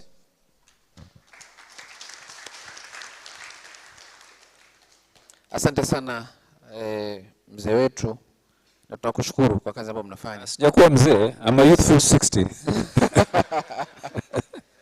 Haya, asante sana kijana mwenzangu. Hatuko mbali. Mahali huko nafikiri karibuni nitakufikia. Kuna mengi ambayo umetutajia ambayo mnafanya na ni mambo ambayo ni ya kujenga jamii. Vile vile jamii iko upande huu wa pili. Wamekusikiza, wamesema, nasikia wakiuliza katika akili yangu, hizi kazi labda ni pesa ngapi tunalipwa? Tumetajua kazi kubwa kubwa. Naomba tu ulisema utakuwa mtu mkono. Ulisema utakuwa mtu mkono. Ndio mimi hapa. Na kuomba uchukue microphone. Nikutume mahali tu mbio mbio. Tumie jinsi upendavyo. Chukua microphone. Naomba uende kwa yule mwanadada pale anaitwa Emma kutoka MSC. Naweza shukia hapa? Shukia tu hapa na shida. Huyu wa smile? Huyu ambaye ana smile. Acha ngoje microphone ama time. Acha tuketi naye hapa. Aha, maswali yake aje basi. So kama ni unauliza swali. Madam Emma, before you even ask the gentleman on this other side, a junior cabin steward analipwa mshahara pesa ngapi roughly? Thank you. My name is Emma. Sorry. My name is Emma. I work for Mediterranean Shipping Company. In charge of crewing section. So, to your question, the list paid in cabin steward, you have to be very specific because when you say cabin steward, sometimes that we use inland and on board are different. So when you talk about cabin steward, on land is a room attendant. On land, those who make the beds, make sure that the cabins are well cleaned for the guest. So a cabin steward, it varies. But from our side, a cabin steward gets home with a total of 1,500 USD in a month. Thank you. Sasa kwa yule ambaye ana calculator, nani kuna simu ya calculator ndani? Now take out your phones. This is the time now you need to take out your phones. Yaani hata hizi sema na pesa tu ya Kenya direct. So 1,500 Kenya shillings. Unaambia mtu kutandika vitanda ndani ya meli, si ndio? 1,500 USD. Naomba upe mtu mmoja amevaa shati ya white na kuna hizi vitu upande huu kwa mabega. Hapa tu bado. Ambaye kuna calculator anaambia 1,500 times 146. How much is it? Mpe microphone mwenyewe aseme. How much is it?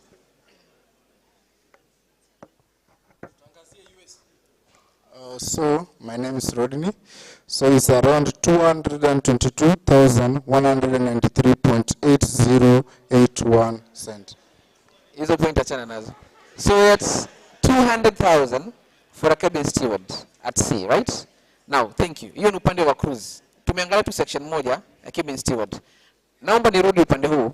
Usikimbie sana, microphone bakisha huko. Engineer. Engineer katika meli. Yule mdosi na yule wa chini kabisa. Tupe range ya mshahara, ni pesa ngapi? Okay, inategemea, of course, from company to company, but you can have a chief engineer earning onwards of $18,000, $20,000 a month. Hiyo ni kama tankers and and the bulkers, bulk carriers. Na melizi kidogo tu za huku kwetu tunaenda za Uswahilini, za mtaani, not less than 6,000 or 5,000 kwa engineer, tu second engineer, lakini cheti kinamkubali labda kuwa chief engineer because he served longer, maybe bigger ships, hiyo inakubalika. But chief engineer, whatever, not less than $10,000. No less than $10,000. Kazi za pesa nyingi unasikia, tungesema wacho ningesikia 15,000, sio inaisha, si ndio? Now, $20,000. How much is it? Mhesabu haraka haraka? 3 million shillings. 3,040,000. Rais wetu mpendwa Rais Ruto anapata pesa ngapi? Haya. Now,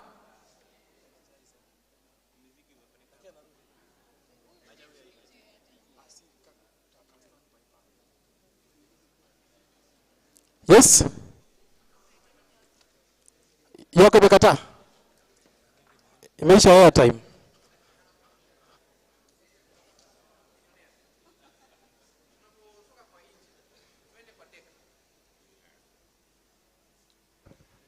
let us proceed to the deck because the engine looks like it's very lucrative. 3 million shillings. Huyu ni mdosi. Tukienda pale kwa deck, umetuambia kuna captain pale ambaye tumeambia anaitwa master. Tumeambia kuna wasaidizi wake wale ratings. Tupe taswira ya kipesa. Sijui unaweza tuambia kwa pesa ya Kenya kwa sababu dola unatukoroga kidogo. Thanks very much. A typical example here. When I was working as a chief officer in Singapore, that was 1996, with a master's certificate, my salary was $12,000 a month, not per year, a month. $12,000 a month. That is chief officer. With the rank of a master, the salary then was $15,000. $1,500,000. Okay?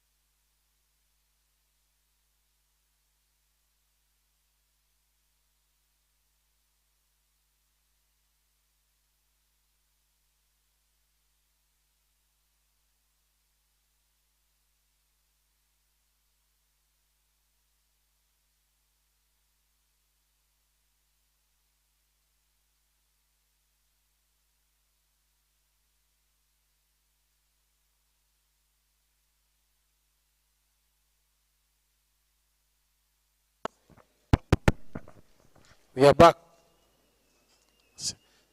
Mkiongelea hizo figures kubwa, Mike inakuwa shy.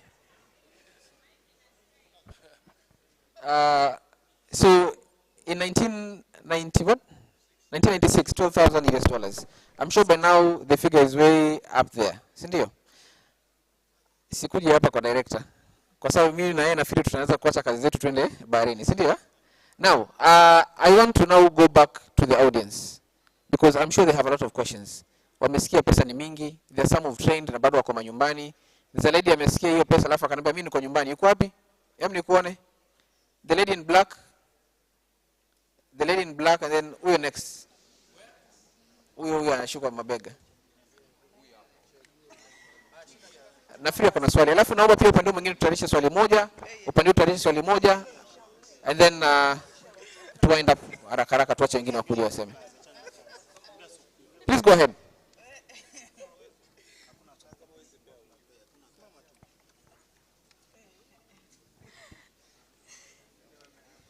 Hi everyone, my name is Ashley Kibor, President of Maritime Club of Kenya. We are now undergoing some registration, so we are not yet officially, but very soon will be official.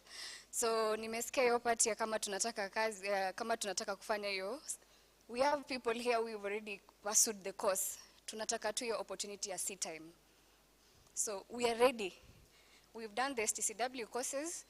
We have the certificates. Tuko tu tayari kufanya hiyo kazi. Thank you. Thank you. Madam President, kuna kitu ambacho tulifundishwa hapa na engineer. Akasema STCW is not a course.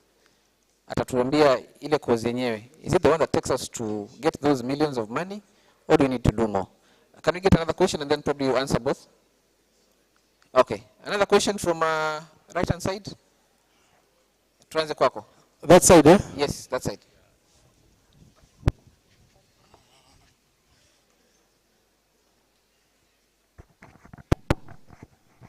Good afternoon. My name is Peter Makau, an advocate of the High Court of Kenya with an interest in maritime law. Bwana Moderator, I ask that you give me a few minutes, at least 5. Kindly, I want to because the chairman of the CBA said that today, of course we've heard about the salaries, they are lucrative, but going by what the president of the Maritime Club of Kenya said, where are the opportunities? He said that we need solutions. I have a challenge to the Director General of the Maritime, Kenya Maritime Authority, the Chairman, Honorable Maguya, and most importantly, the PS, the Honorable Shadrach Mwadime, because you have the direct ear of the President. People are saying, why is it that Kenya does not have ships?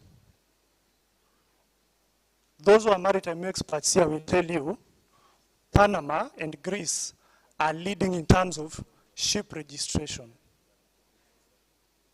It's all about the system of registration that the country has adopted.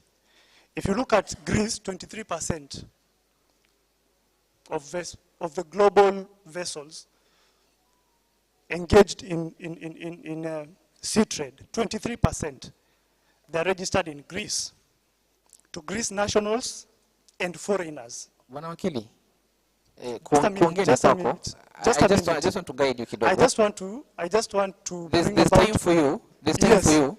Yes.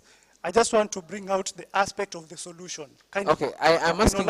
I'm finalizing. Kindly, I'm Yes. asking that there's time for you at the very end of the conversation. Saizi tunatoka katika hii conversation ya kazi ndani ya bahari, alafu tukuje kwa zile za adini, and then we'll have a quick fire session where you'll ask all the questions. So I'm only asking that you enrich. What I'm proposing is a solution. Okay, please go ahead. Go ahead. I'm proposing a solution. So go ahead. These people are trained, but they do not have the opportunities because they do not have the sea time. And people are saying, let's revive the Kenya national shipping line. No, that is not the solution. Most of the ships globally, they are private investments. MSC, they have so many ships flying different flags. It's all about where they're registered. And it matters the system of registration of ships that a country has adopted. Panama, they operate flags of convenience.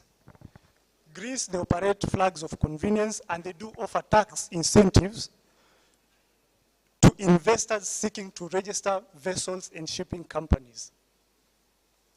Not just shipping companies, but shipping companies that will have vessels. The challenge is, can the Kenya Maritime Authority, together with the State Department for shipping, is it possible for us, because if you look at the Merchant Shipping Act, ours is a closed system of registration. You must have to establish that you're very much connected with the country. But can we borrow from these other countries? Panama, Greece, we make it open registration, but at the same time we ensure that there is compliance, so that, and we also offer tax incentives.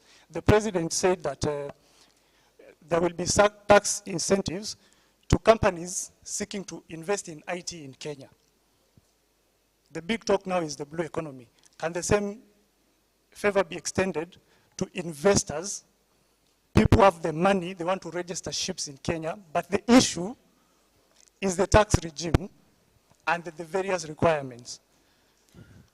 That way, so many opportunities will be opened, and these people who are seated here with qualifications, but they do not have the sea time. If those companies are registered in Kenya and their vessels are flying the Kenyan flag, what will prevent them from hiring these people who are qualified but they do not have the sea time? Naona mwenye akili ametupa.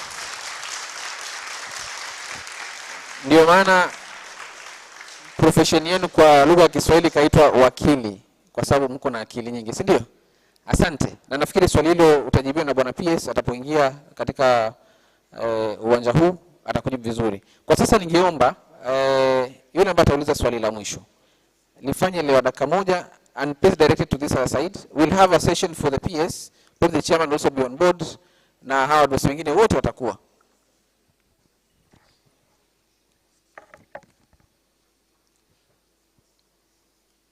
Wageni walikuwa hamjambo. Wajua moderator hapo anasema tuwe kwa maswali kichache. Lakini haya mambo yako ndani zaidi. Ili kuwasaidia hao vijana, we are the seafarers. Tunajua ule uchungu na ile hali tunaopitia. So lazima tuwasaidie ili wawe katika njia njema, wajua wanaingia katika kitu gani. For instance, mimi maswala yangu napeleka kwa KMA kwanza. Kwa nini conventions zinapopitishwa, implementation na enforcement inakuwa delayed? Kwa sababu MLC tulipitisha 2014. Until today, some parts ambazo hiyo MLC hazijakuwa kamili. Kinatukolizia. Katika MLC nasema kwamba labor supply responsibilities become to the government ama to the authority ambao ni ya KMA. Katika mambo ya monitoring, inspection na kadhalika na investigation. Na haya mambo yanapopatikana kama labor supply responsibility ambao tunataka hawa watu wote waende kazini, na kukikosa hiyo, basi haya matatizo yataendelea. Ya tatu, mwenzangu amesema lazima, tulikuwa tumeambiwa kutokea kitambo kutakuwa na open registry ya ships za Kenya. Lakini tunakuta hata wale ambao wananunua ships hapa wanaregister nje. Hakuna ships ambazo zimeregistiwa hapa na wanafanya biashara hapa. For instance, Seko, Komako, Alba, zote zimeregistiwa outside the country. Na wanafanya kazi, biashara zao zinafanyika wapi? Hapa. Na zinazungukia hapa. Kwa nini tusiwe na open registry ili meli zote zinazofanya hapa ziwe zitarejista Kenya ili kuwe na urahisi wa kuzifanyia inspection, investigation na kuzimonitor. 3, Bandari Maritime Academy inafanya vizuri. Imefundisha watu wengi. Na tunaipongeza kwa sababu ya kufundisha watu wengi, maanake watu wameingia katika mambo ya nini. Lakini kunazo component zingine katika ulimwenguni vile tunavyoiga. Kazi ya baharia ya kwanza iko on board ship, ya pili iko ashore work. Zile port zingine ukienda Dubai, mtu ambaye analinda meli lazima awe yuko conservant na ile kazi anayofanya. Kama mtu atafanya STW kulingana na ISM vile bandari inafundisha na ISPS code, then ili kupata ujuzi, huyo kijana ataenda kufanya kazi poti, kulinda ile meli poti, anajua kazi gani anafanya wakati yuko pale. Lakini kama itafanyika hizi kazi zinachukuliwa na contractors, zinapewana watu ambao untrained na kuna mtu yuko trained, basi hapa mtu mwingine anapoteza. Kwa sababu hata sisi tumesoma katika wakati kadha. Unasoma 5 years, vyeti vyako vina expire. Unarudi tena unasoma. So every time and then tutakuwa katika kila siku kufanya nini? Kusoma, vyeti vyetu viki expire, na kuna watu ndani ya KPA ambao ni component moja na katika mambo ya blue economy, watu wengine wanafanya, the ship contractors wanafanya ndani ya poti, na Solas Convention inazungumzia vizuri kabisa mtu ambaye anatakana afanye zile. Maana kuna kazi za engine room kule ndani, kuna kazi za deck za kugonga gonga. Kwa nini ukachukua mtu ambaye hajaelimishwa kamili afanye gonga gonga ama afanye kazi engine room? Sio mpatie huyu kijana ambaye amesoma vizuri, anataka kuwa engineer, aende pale akawe wiper, akafute zile nini, ili kesho hata akienda melini anajua kazi gani anaifanya kutokana kwa ashore na kwa on board ship.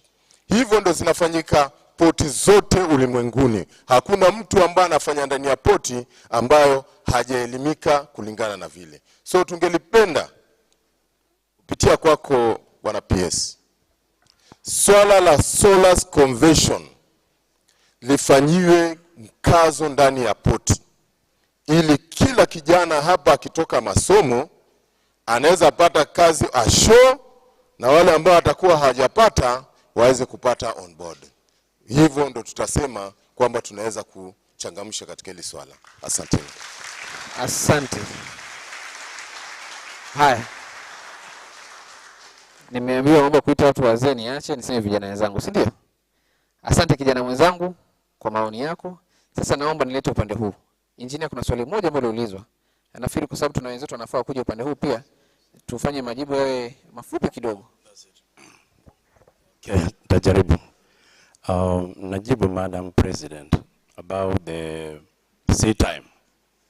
Yeah, sea time is a problem everywhere. Hata India, kule I did most of the training there. Lakini maybe yapo mbeleni, lakini kwa sasa kuna mkazo mkubwa sana. Hao wazee wako hapa mbele na ziwatetei, awalali, believe you me, masimu ni sea time. Kama hilo jambo lilikuwa lishughulikiwi by the previous regimes or whatever, saa hii ujue ni imepewa kipawa mbele. As we speak, even last week, 10 days ago, even privately tumeingia kule tuone vile we can even assist, and we are getting some resource. Actually, we believe we are getting about 20 from Bandari Maritime. Wale walikuwa wamemaliza to get sea time. We are even using our private connections. Kwa hivyo swali ya sea time ni sugu kila pahali, but it doesn't mean that we have given up. We are still pushing. Now the other issue that I was there, I was sitting there about 2 years ago, hapo nikiwa mkereketwa. Na maswala yale mnauliza nayajua zaidi, nilikuwa nauliza vile vile. But now ukiingia upande mwingine, you see things working differently. Hayo mambo yote mmetaja, believe you me, yanashughulikiwa. But the problem is, mjue tu kwa serikali ya demokrasia guided by laws.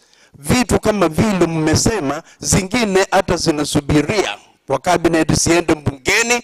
Is a process, please. Everything that you have mentioned, also how mambo yote yameketiwa chini na kusemwa, but it's a process, and definitely you are going to see as we move on. So with the sea time, we are all involved. Everybody is singing sea time. Mpaka hapa kwetu Bandari Maritime Academy, it's all sea time, and our wazee walali, they are doing something about it. That is my consolation to those who feel that you have been neglected. No, sea time issues are being addressed. Thank you, Bwana Engineer. I think the other pertinent question that was asked was to KMA. Probably if you can, naona kuna maswali yako na ya PS. Tupe jibu lako. PS yuko na nafasi yake. Kwa kifupi, registration in the Kenyan registry is closed, but it's also open, in the sense that to open it up, the approval has to be given by the Cabinet Secretary. And that's a process that many people don't follow, and is cumbersome. So we are reviewing this just to see how best can be tackled. But to attract ships is much more than the ease of registration. The taxation that we have, why the Albas are forced to register outside, is the fact that even in terms of the bunker they are consuming, they have to pay tax like any other consumer locally if they are registered Kenyan ships. And that is a challenge that the government has to take up and see. We've raised the matter to see how it works out. We have developed incentives for shipping, maritime incentives. There's a document that is coming up. It will reach the PS office. We do a cabinet memo so that we see how best to address all these clusters within the maritime space that needs tax incentives. Already some have been given in terms of the fishing vessels. They don't pay duties. They bring their equipment and steal without duty being paid.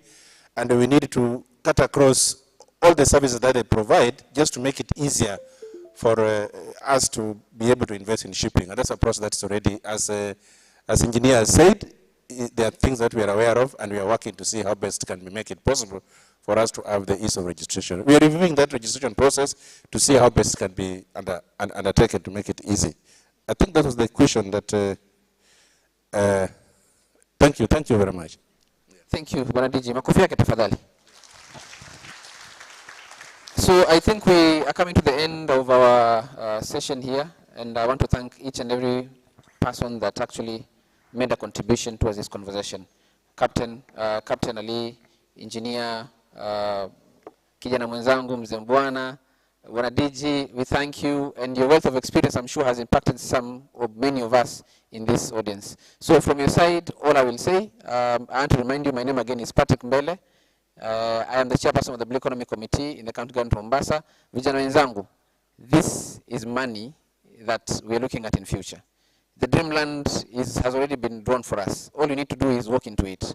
We are here. I'm sure there's more time that you can have with the captain, the engineer. Ikiwa na maswali mengine tafadhali, ukutana nao njiani, waombe namba, you communicate more. Thank you so much, Blue Radio. Mwenyezi Mungu abariki zaidi. Thank you. Asante sana. Let's appreciate our moderator. Amefanya kazi mzuri sana. Oya, kuja upige hii picha ya nini, usiamke kwanza. Piga hii picha hii ya makapten tuongee. Yeah, thank you very much. Behave nikana wa advice. Thank you very much. My name is Kevin Omwami, and on 28th of October we have a show. It's called Mombasa Laugh Festival. It will be happening at Mamba Village, and the show, coincidentally, we had designed that we dedicated to marine. Celebrating marine, maritime, fisheries, and navy.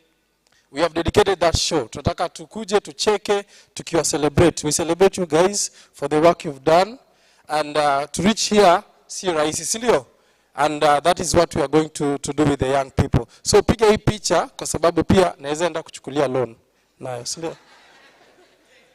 All right, asanteni sana. Thank you very much our panelists for being here, and thank you very much our moderator as we work towards tunachomoka naje? This way. A round of applause as they leave the stage, please. Asanteni sana, asanteni sana, asanteni sana. So watu wameketi sana, si ndio? Yeah, true. Yes, kabla tuende kwa the next item. DJ yako wapi? DJ uko rada? Hebu tusimame tu stretch tu kidogo. Tusimame tu stretch kidogo. DJ uko na kitu ya Central? I want us just to stretch kidogo before we go to the next setting ama the next panel. DJ uko sawa? Nasikia kichwa.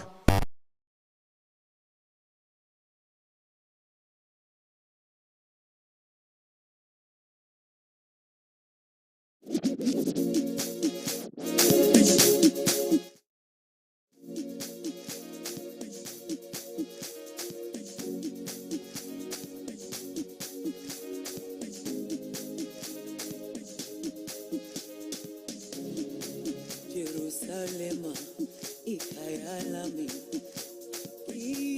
ilondoloze uhambe nami zungangishilana Jerusalema ikayalami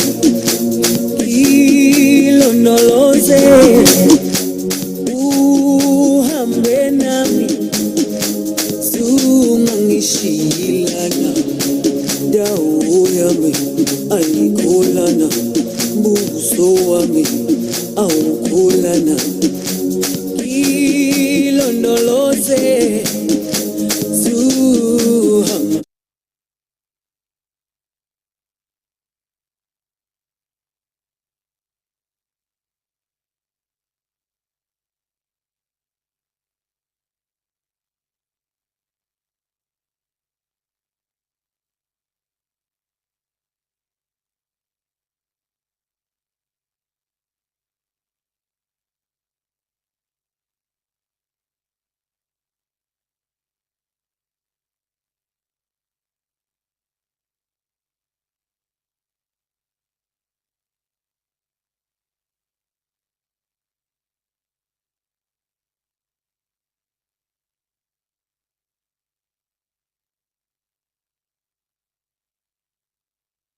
dawo yami ayikholana buso wami awukholana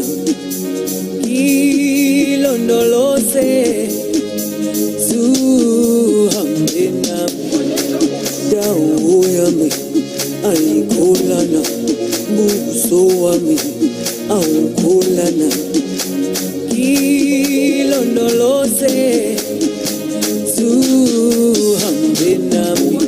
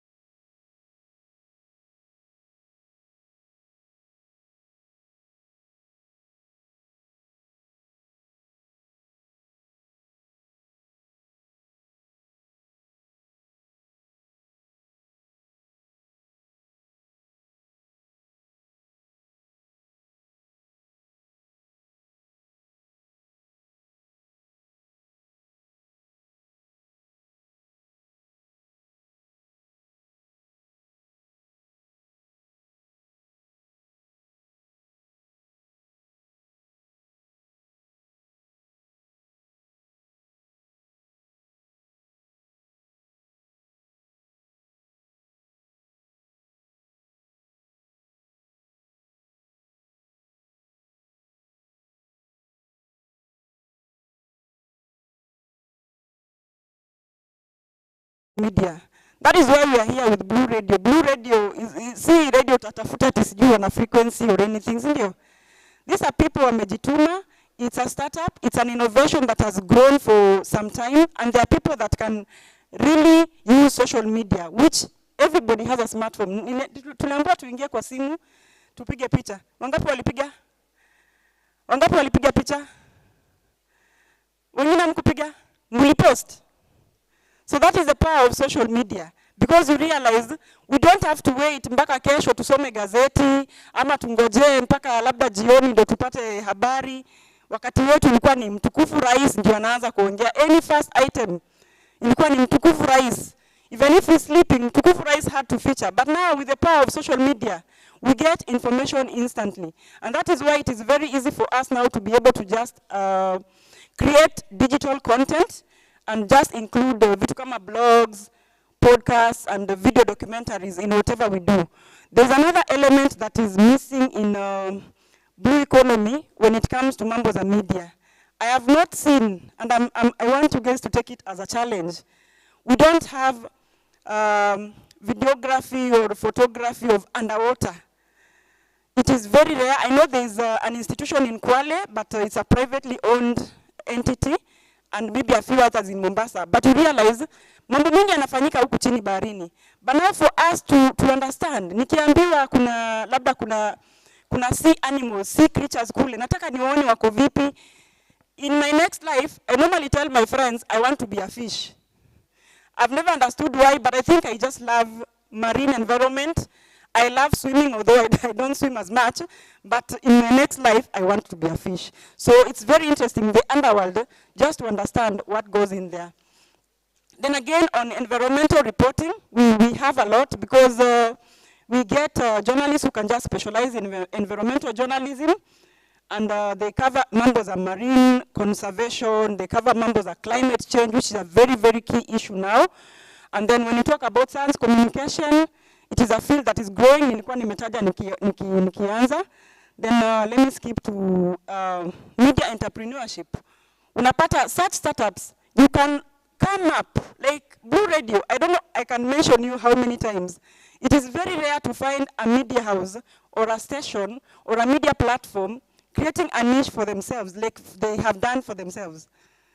That is why we are here supporting them as Media Council, because we think they can be used as a model on media viability issues. They've been able to sustain themselves in this kind of environment.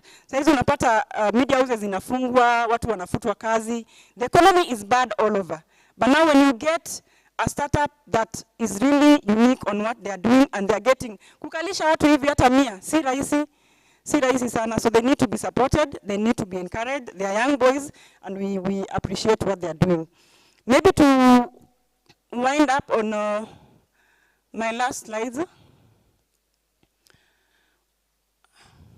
Okay, Rudi Tuko, now that Rudi Tuko.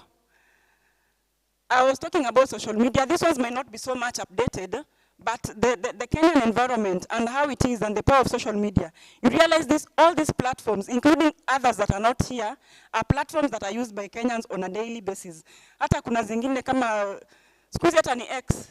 There's another one that I cannot even belong because of my age, and I don't see the relevance of it. But now, as a youth, you feel better when you're in that kind of a group or a platform. And for you, it's easier for you to communicate information.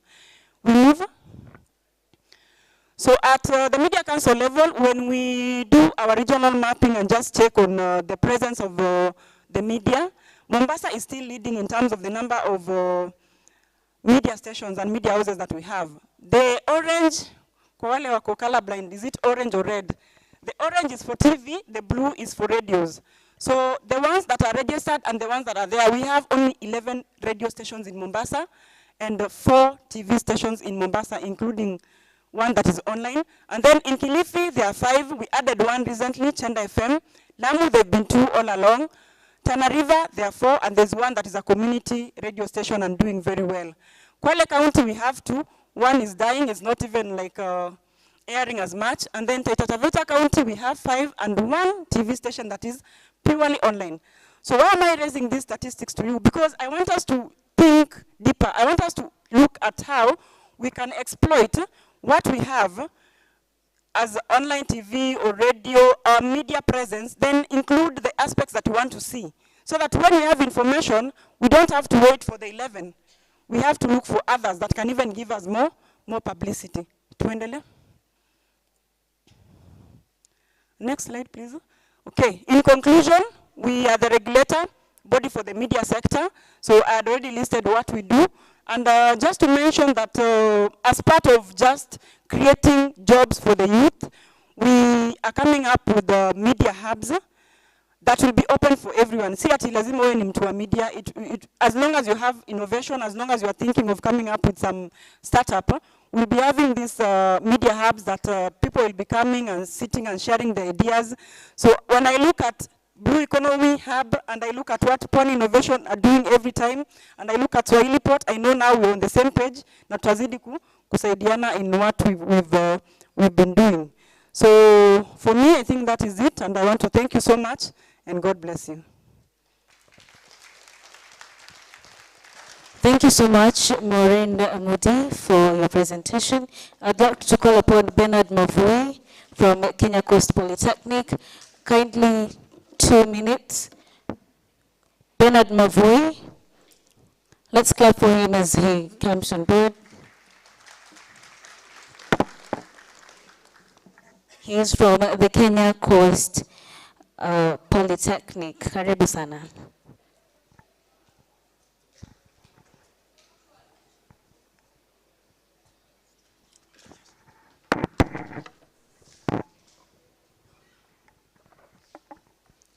Hello.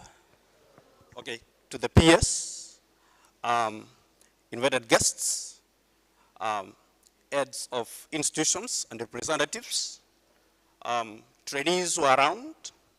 Good afternoon. Yeah, my name is Bernard Mavui from Kenya Coast National Polytechnic, one of the institutions at the coast region which is offering some courses in marine and maritime related courses. We are very grateful for this opportunity that we've been granted by the organizers of this event, because it's one of the most essential events we would appreciate we as trainers, and where our trainees would get a chance to communicate and understand with the industry experts. I'll just briefly say how we as the Kenya Coast National Polytechnic, we are steering, or we are taking part in this training of the marine and maritime courses. Now, to start with, we as Kenya Coast National Polytechnic, first I want to say, I am from the business department at Kenya Coast National Polytechnic.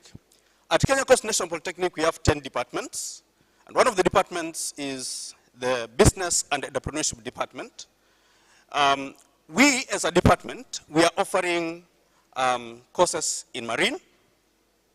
Now, we have courses in marine transport and port logistics. We have shipping management. We have freight management. We have other courses domiciled at the engineering department. We have the marine engineering. We have other courses like cruise animation, which is domiciled at our hospitality department. We have taken advantage of what the government is doing.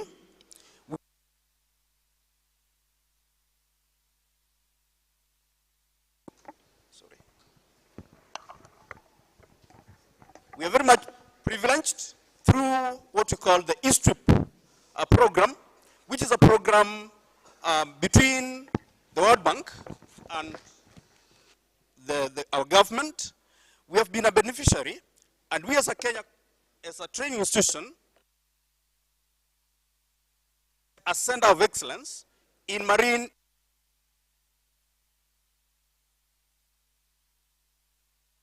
with the World Bank. And that is how we are offering marine engineering. We have been able to build a marine engineering college at Kwale, which is upcoming. So we are privileged to take advantage of that. Now, before we continue, I would like to say, through that program, we have established MOUs with some other institutions in our East African region, where we carry out exchange programs for the staff and even our students. Now, before we continue, I want to ask, politely request that I introduce two members who are from Tanzania, here in Kenya, domiciled at our institution for an exchange program. So kindly let me ask them stand up and wave at the congregation. So we have two guys on the other hand there. They are from the National Institute of Transport in Dar es Salaam, Tanzania. They are here for an exchange program. Through this program, we are calling the ESTRIP. ESTRIP is East African Skills Integration Project. It is aimed at skilling the youth in various sectors. And I've said we, the Kenya Coast, we are privileged to be given a center of excellence in marine engineering. Now, we as an institution, I've mentioned the courses we offer, and we have benefited from the exchange programs. We have sent our trainers to the National Institute of Transport in Tanzania, where there's a lot of training on transport issues, marine transport, air transport, and such things. So through that, we have benefited. We have even taken our students there for such programs. They have done courses like cargo tolling. We have such courses still in our institution. So we really appreciate what the government is doing through us. And we feel privileged that we're also getting opportunities to come and share with those who have been in the industry to advise us more on the available opportunities. So we are grateful. We say thank you to the organizers and to the government for whatever they're doing to us. So with those few remarks, I want to invite those who wish to join us at Kenya Coast National Polytechnic for training. It is open. You're free to join us. Feel welcome. Thank you so much. Thank you so much, Mr. Bedat Mavui. Now we get to a second panel, that is the land-based opportunities for maritime training. And our moderator is Dr. Matthew Egesa. Dr. Matthew Egesa is a social innovator and also a lecturer at the Technical University of Mombasa. Welcome to the stage, Dr. Matthew Egesa. Kindly, a round of applause for him. And of course, this panel has 4 panelists who he is going to introduce, and so that we can go as quickly as we can in the interest of time. Good afternoon, everyone. I'd like to call upon the panelists for the second session. I'll call just their names. You come forward, and then I'll read a short bio of each of them. So, Mr. Robert Watene, a round of applause for him. Mr. Maurice Ape, and Mr. Roy Mwanthi. Karibuni, a round of applause for them.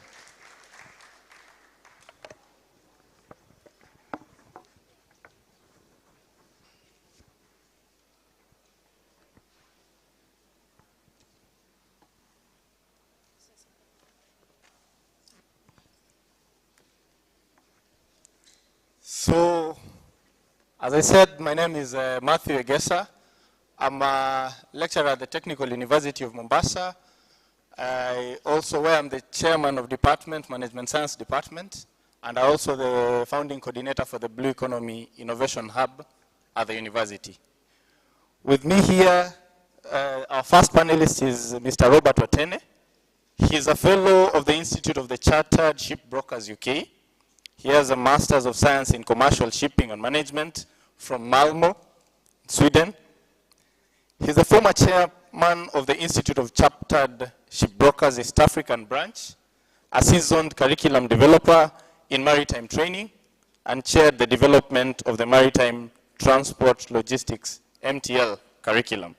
He has over 30 years experience in maritime transport logistics, maritime transport operations and logistics, and is an expert in container terminal operations. He's currently the head of curriculum development at the Bandari Maritime Academy. A round of applause for him.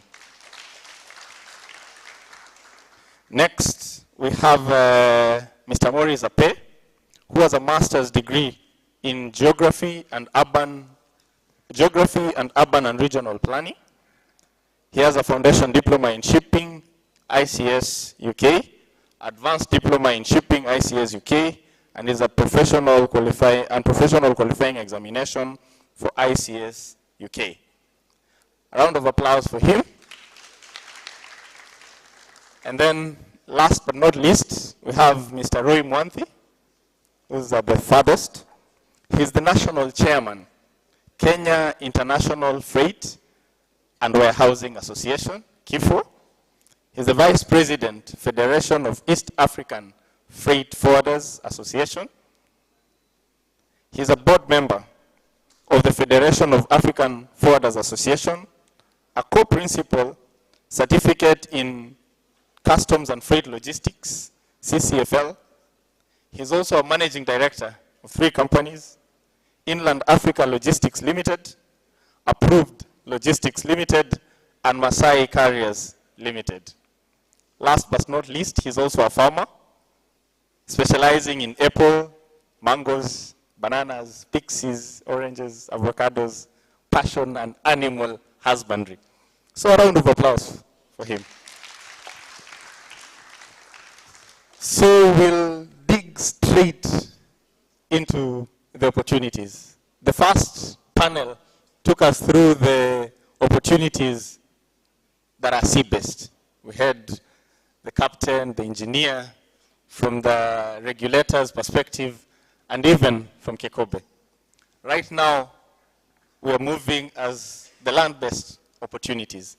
So I'll ask, Mr. Robert will present first, then where he'll stop, Mr. Ape will take over, especially on those land-based opportunities. Karibu, Bwana Robert.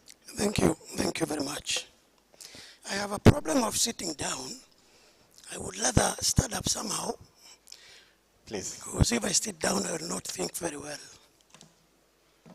Thank you very much. We have heard too much about the ship, but I want to inform you that the ship is useless if there is no trade. In shipping, we talk about derived demand. You remember during COVID, the ships were laid up because there was no cargo movement. So unless we have cargo to transport, we are not going to have engineers, we are not going to have captains and all that. That's why now we talk about maritime transport being two-faceted. We have the sea and we have the land. The land is much more important because we employ the ship. And we have all of it in Kenya. So when we're talking now, I want you to set your mind from where you are and get out of the box and think globally. Because these opportunities are not just in Kenya, they are global opportunities. Everything trained has got a standard. As you have heard, there is STCW convention, which is a standard for training. And anything else that is trained in the commercial sector has a standard. It has to be the same way globally because this is international business. That is number one. Number two, what I'm going to talk about are those people who don't want to go to sea. They are people who want to serve in the land, in the sector. And number three, I want you to remember that Kenya is not a ship-owning country. Therefore, you have to think beyond the more opportunities that are surrounding us. And the only thing we are going to talk about here is just the tip of the iceberg. That's why we need to have follow-ups of such forums so that now you can internalize the opportunities that we have. And after I speak about the various segments in the shipping industry, I want you also to remember that there are other supportive services that are not directly related to these segments that require a lot of people to serve. For example, we have the accounting and finance which is supporting the ports and the shipping lines and all that.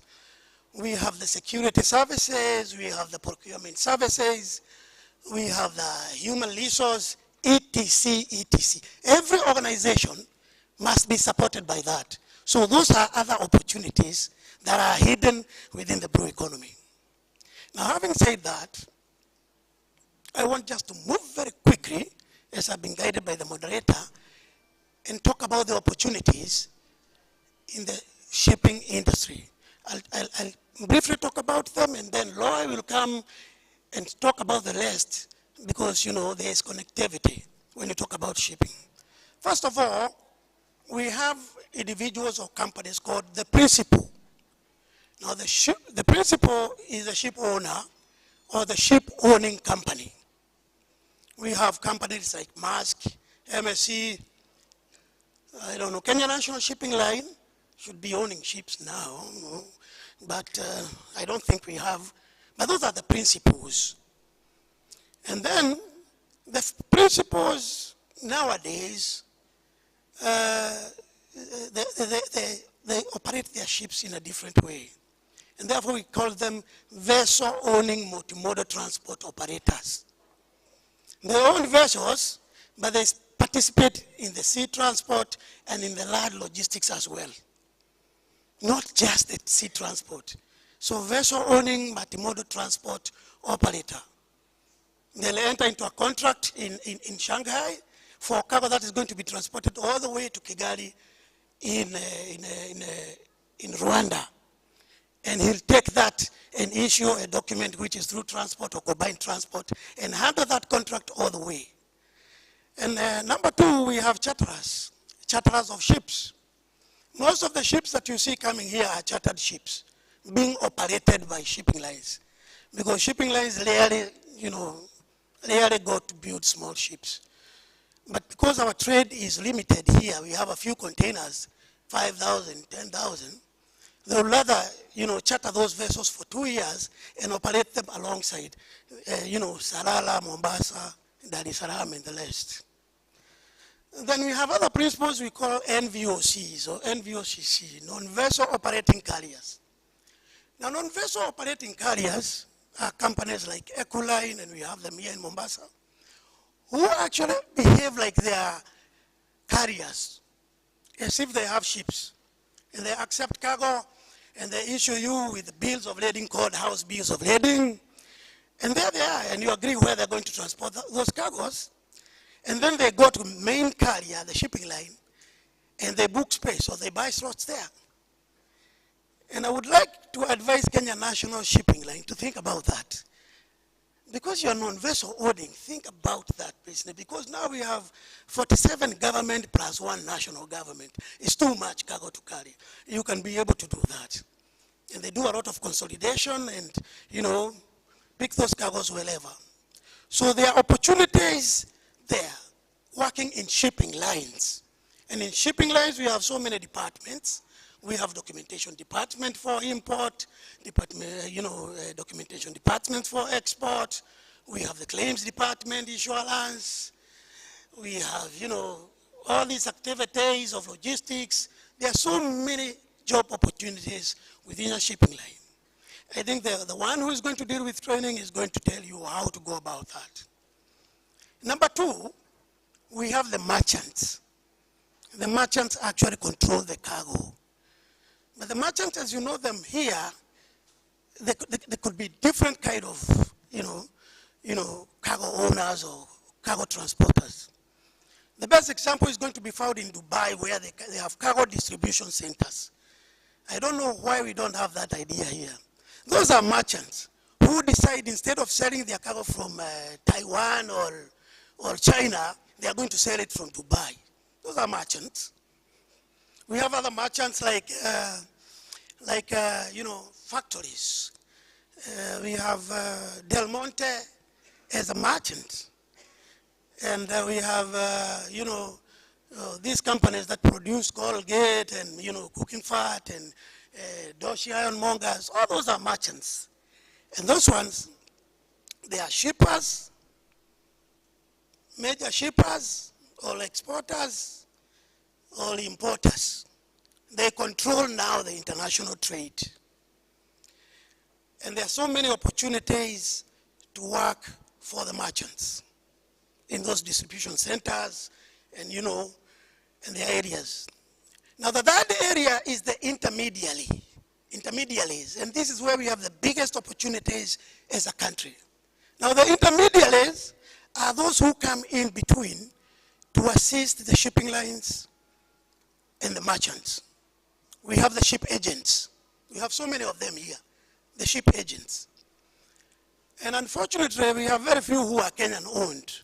Most of them now have been taken over by the shipping lines to form their own in-house offices. But there are many opportunities here for the shipping lines. Then we have the freight forwarder as an intermediary, and now the freight forwarder is the name of the game. Because now the merchants give the freight forwarder everything. Sometimes even the carrier dedicate everything to the freight forwarder in terms of movement of cargo. I think Loy will talk much more about that. Then we have others who are called the ship brokers. The ship brokers. Now ship brokers are very important because, for example, if you want to buy or sell a ship, you have no idea where you can get that kind of vessel. These guys have information at the fingertips. And these are areas, young people, you need to explore. Shipbroking. You're sitting with your iPhone and you're making dollars, millions of dollars in your bedroom or your sitting room. You don't need to have an office anywhere. A shipbroker. You're just negotiating on behalf of the buyer or the seller. Then we have the chartering broker. For example, Kenya wants to charter a vessel to carry fertilizer. The government of Kenya have no idea where to get that vessel. The chartering brokers know where the ships are, the tonnages and where it is located and, you know, all these, and whether it is a good ship or not a good ship. And they fix the vessel, they charter the vessel, and they earn too much. And that's work you can do as a chartering broker. Okay? And then we have ship management agents. And ship management agents are divided into three. We have the commercial management agents, whereby the ship owner just hands over the commercial aspect of the vessel, because operating a vessel is a tedious job. And sometimes the ship owning company may not have the expertise to do that. So they have that aspect of commercial aspect, operating the vessel, to a ship management company. The other aspect is the technical aspect of management, whereby it's very complicated. Once again, of the engineering aspect, they may hand over that aspect of making sure the ship is maintained and blah, blah, blah, because there are so many things before the ship is, underwritten or insured. There are so many technical issues that it has to meet. So that one, again, is handed over to a technical management company. And then, as somebody said here, there is a crewing company. We have ship owners who are having a lot of problems because it's, as Engineer Kironzo was talking about, and the Captain Ali, these people are very expensive. So what do you do about it? We have smarter companies that can handle that, crewing. So they make sure that these guys are well trained, they are from Philippines or from they are Kenyans or they are Liberians, highly qualified, and they engage them on behalf of the ship owners. And the ship owner gets benefits. Okay? So those are other areas. And I don't think we have such companies, and you have to think, because the PS have told you, think about self-employment. It's very important. Think about self-employment. If you are educated, think how you can come up with a company that can be able to create employment instead of you just lining up looking for job opportunities. Then from there, in order now to service these activities, we have the auxiliary service providers. And there are many of them. You have heard about ship chandlers, the one who supply fruits and vegetables to the ship because the crew must eat. We have companies like ship chandlers. Those are other opportunities. And then we have ship contractors who sometimes are taken on board to to weld, repair the ship, you know, a few basics here and there. Others are taken on board or, you know, to carry the cargo and those activities. Ship contracting companies, I think they are regulated by Kenya Maritime authorities. And then again, we have the custom brokers, who you call the clearing agents. You know, documentation has to move for cargo to be cleared, or either outward or inward. Those are the custom brokers. Then we have others who are cargo consolidators, and they'll do cargo consolidation on behalf of the shipping line or on behalf of the non-vessel operating carrier. And then we have the underwriters. The underwriters are the insurance companies who actually insure the vessel or insure cargo, and there are so many activities behind that. Then we have inspection services. If you go to the port, you are going to find companies like Cotecna, who have been given some jobs to inspect the cargo when it's being offloaded, blah, blah, blah. Then that is now the auxiliary services. Then we have the other sector, which is port and terminals, which is a huge, huge, huge sector in Kenya. We have the ports all along. We have seaports, which call them gateways, like the port of Lamu, the port of Mombasa here. And you know, there are so many opportunities, starting with the stevedores. We have equipment operators. And if you walked in, you found forklifts there and terminal tractors. By the way, those are opportunities for the young people, which are well paying, and which is not just limited to Kenya. Many of the students who studied forklift here and terminal tractors and leach stakers are working somewhere in the Emirates or in Qatar or in Oman. And the demand is still very high there, you know? So those are opportunities in the seaports and terminals. And then we have, apart from the seaports, we have the dry ports, like the inland clearance depots, like the one in Nairobi or the ones in Naivasha. And then we have the CFSs, which are nearer the seaport, which are here. And before the SGL was inaugurated, we used to have so many of them employing so many people. But we still have them. You see the CFSs for the cars are employing so many people. Those are also other opportunities. And now finally we have the regulators, also having employment opportunities. We have the customs, here KRA, and you know, the customs controls everything coming in and going out, and therefore you can also work for the customs. Then we have the quality control. You know, we have KEBS, you know, controlling the quality of everything that is brought in here. So you also can work in those quality controls. We have ChemFis. So then we have maritime administrations, like the Kenya Maritime Authority. There are so many opportunities in Kenya Maritime Authority, both for inspectors of the ship, training, commercial aspects, and all many others, the DGs here. If that is, you know, well managed, there are many opportunities there. Then we have the ministry, right, direct in the government. PS Mwadime is here. He knows the opportunities that are there in the mining, blue economy, and maritime affairs. We have so many people, and we need people who are qualified to work in those particular departments. And finally, we have the International Maritime Organization. And we have had Kenyans, many Kenyans working in the International Maritime Organization.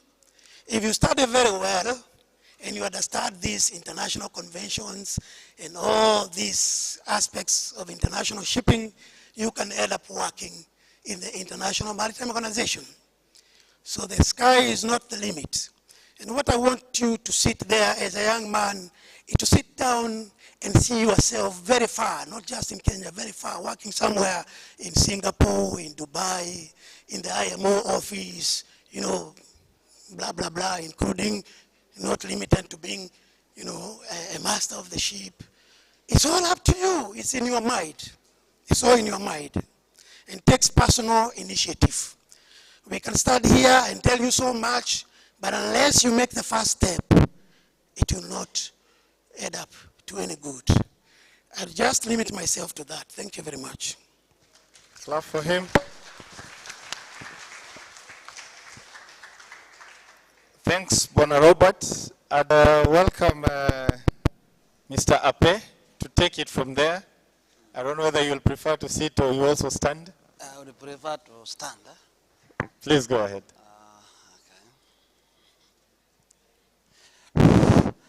Good afternoon, everybody.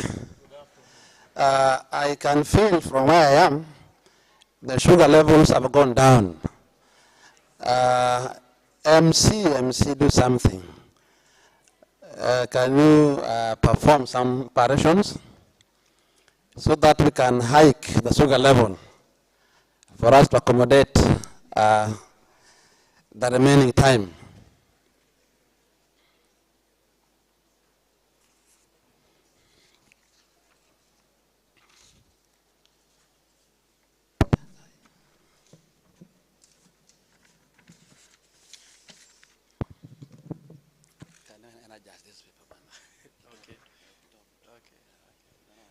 Wameniambia mimi ndio niko na sukari yenu. I have your sugar. Nimesikia sugar. Kwa vipi? Aya, tufanye nini? Tusimame tu stretch kidogo. Njaa. O lunch. Lunch. Si tumalize tu hivi alafu tukule once. Ini one time. Hawa ni watu walienda tulisoma nao. School of summary. Hawa ni teketeke wanaongea faster tutamaliza, si ndio? Kwa sababu jamaa wana energy tena ya kusimama wa dance, si ndio? Yes. What do you think? Si to agree tu ndio tusimame tena tukae tu dance, itakuwa tricky na amna energy, si ndio? Let us just we are dialoguing. Ama tuna Madam, unasaidia aje tufanye aje? Kidogo tu, si ndio? Waendelee wamalize one time. Alafu tuko sawa. Mshikilie tu hapo kidogo. Chairman, endelea tu watamaliza faster. Yes. Agree. You have agreed you will persevere, but I will not take much of time. We are talking about the shipping and the maritime opportunities. We have heard from my senior, Mr. Watene. There are massive opportunities in the shipping industries. You have heard from our very own Captain Ali, Justus, Mbwana, about what happens at sea. Now, the goods come by sea to the port, discharged. Some go to Uganda. Vehicles are being driven Nairobi, Uganda, Sudan. We have the CFSs around, shipping lines, shipping companies. Now, I will very briefly talk about the training part of it because as a youth, what should you do to tap these opportunities? You have had the salaries people are earning is massive. If you take 1 month's salary, millions, your life will change. Now, when we talk about the shipping and maritime industry, I would first talk about ICS, which is the professional body worldwide. The ICS stands for the Institute of Chartered Shipbrokers, based in UK, London. This body was given a charter in 1920 to offer the shipping as a course. Its mandate is to set and examine the syllabus, and members are being awarded a certificate. So the ICS graduates have an upper hand of obtaining jobs in the shipping industries as the ship managers, ship brokers, we have the ship charterers, you have add on that. So how do we attain this qualification? That's what I want to talk about. ICS qualification comes in 4 levels. Level 1, we have a certificate in shipping management. This particular certificate is open to youths who want to attend the grades to do diploma. But the beauty is, at the end of 6 months, you will be equipped with enough knowledge to be able to get a job in the shipping industry. This particular course is offered locally. We have the East African branch based in Mombasa. Certification is being done through this body. So the youth who are here, you should just start thinking about choosing where you start from. Then we have diplomas in shipping. Diplomas are in two categories. We have what we call the foundation diploma. The first diploma you get from UK is Foundation Diploma in Shipping. This again will take 6 months. Then we have Advanced Diploma in Shipping, another 6 months. Then the highest qualification is the Professional Qualifying Examinations. We call it PQE. It will take 6 months. Normally, the syllabus of our ICS has around 16 subjects. But upon doing 7 and passing successfully, you qualify as to attain the membership of ICS. Now, there is a problem which I thought from today the PS may help us address. In the UK, once you attain the PQE level, that one is equivalent to the first degree, and you can comfortably pursue your master's in shipping management. But in Kenya, the Kenyan curriculum has not recognized this. It's not equated to at any level. So through the Ministry of Education, our peers can be able to help reach them so that the graduates of ICS can as well continue with their education and do masters in our universities. I hope this is possible and can be done.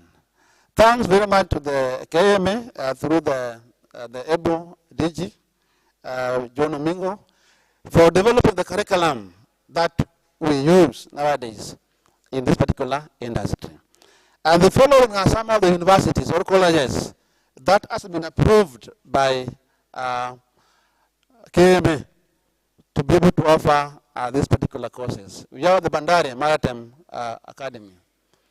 We have what we call the JKUAT, Mount Kenya. We have the Technical University of Mombasa and many other colleges. If we wish to pursue these courses, those colleges have been approved, and we have many more in the pipeline to be approved by KMA to be able to train and certify the candidates to be fit for these particular jobs. Now, apart from the ICS courses, there are other courses we call the support staff services that are being offered through the shipping industry, KPA. We have the CFS. They are myriad of courses or jobs ranging from IT.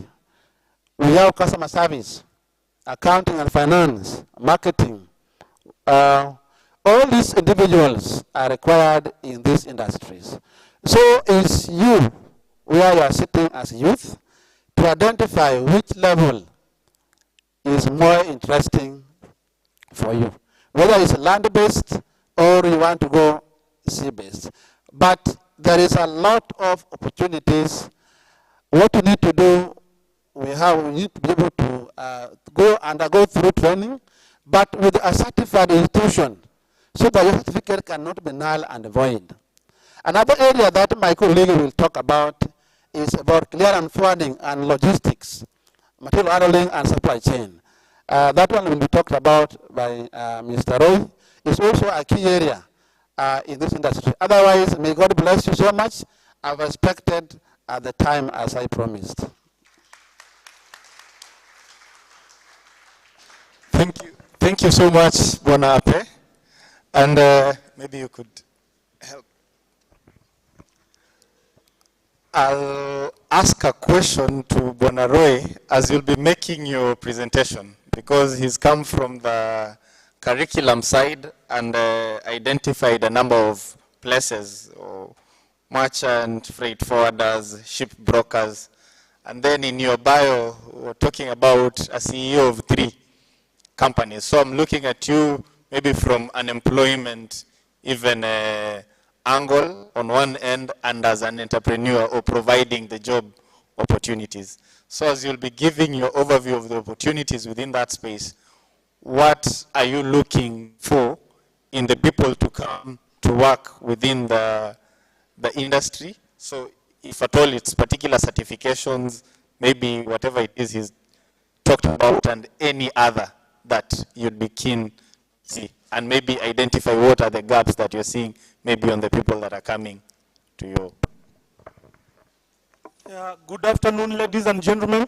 Good afternoon. The risk of speaking last is you run the risk of repeating, and you also speak to people whose energy levels are already down and they can easily mute. So I want to ask you, give me a few minutes, I will be done. Of course, you've heard my name is Roy Mwanthi. I'm the national chairman of Kenya International Freight and Warehousing Association.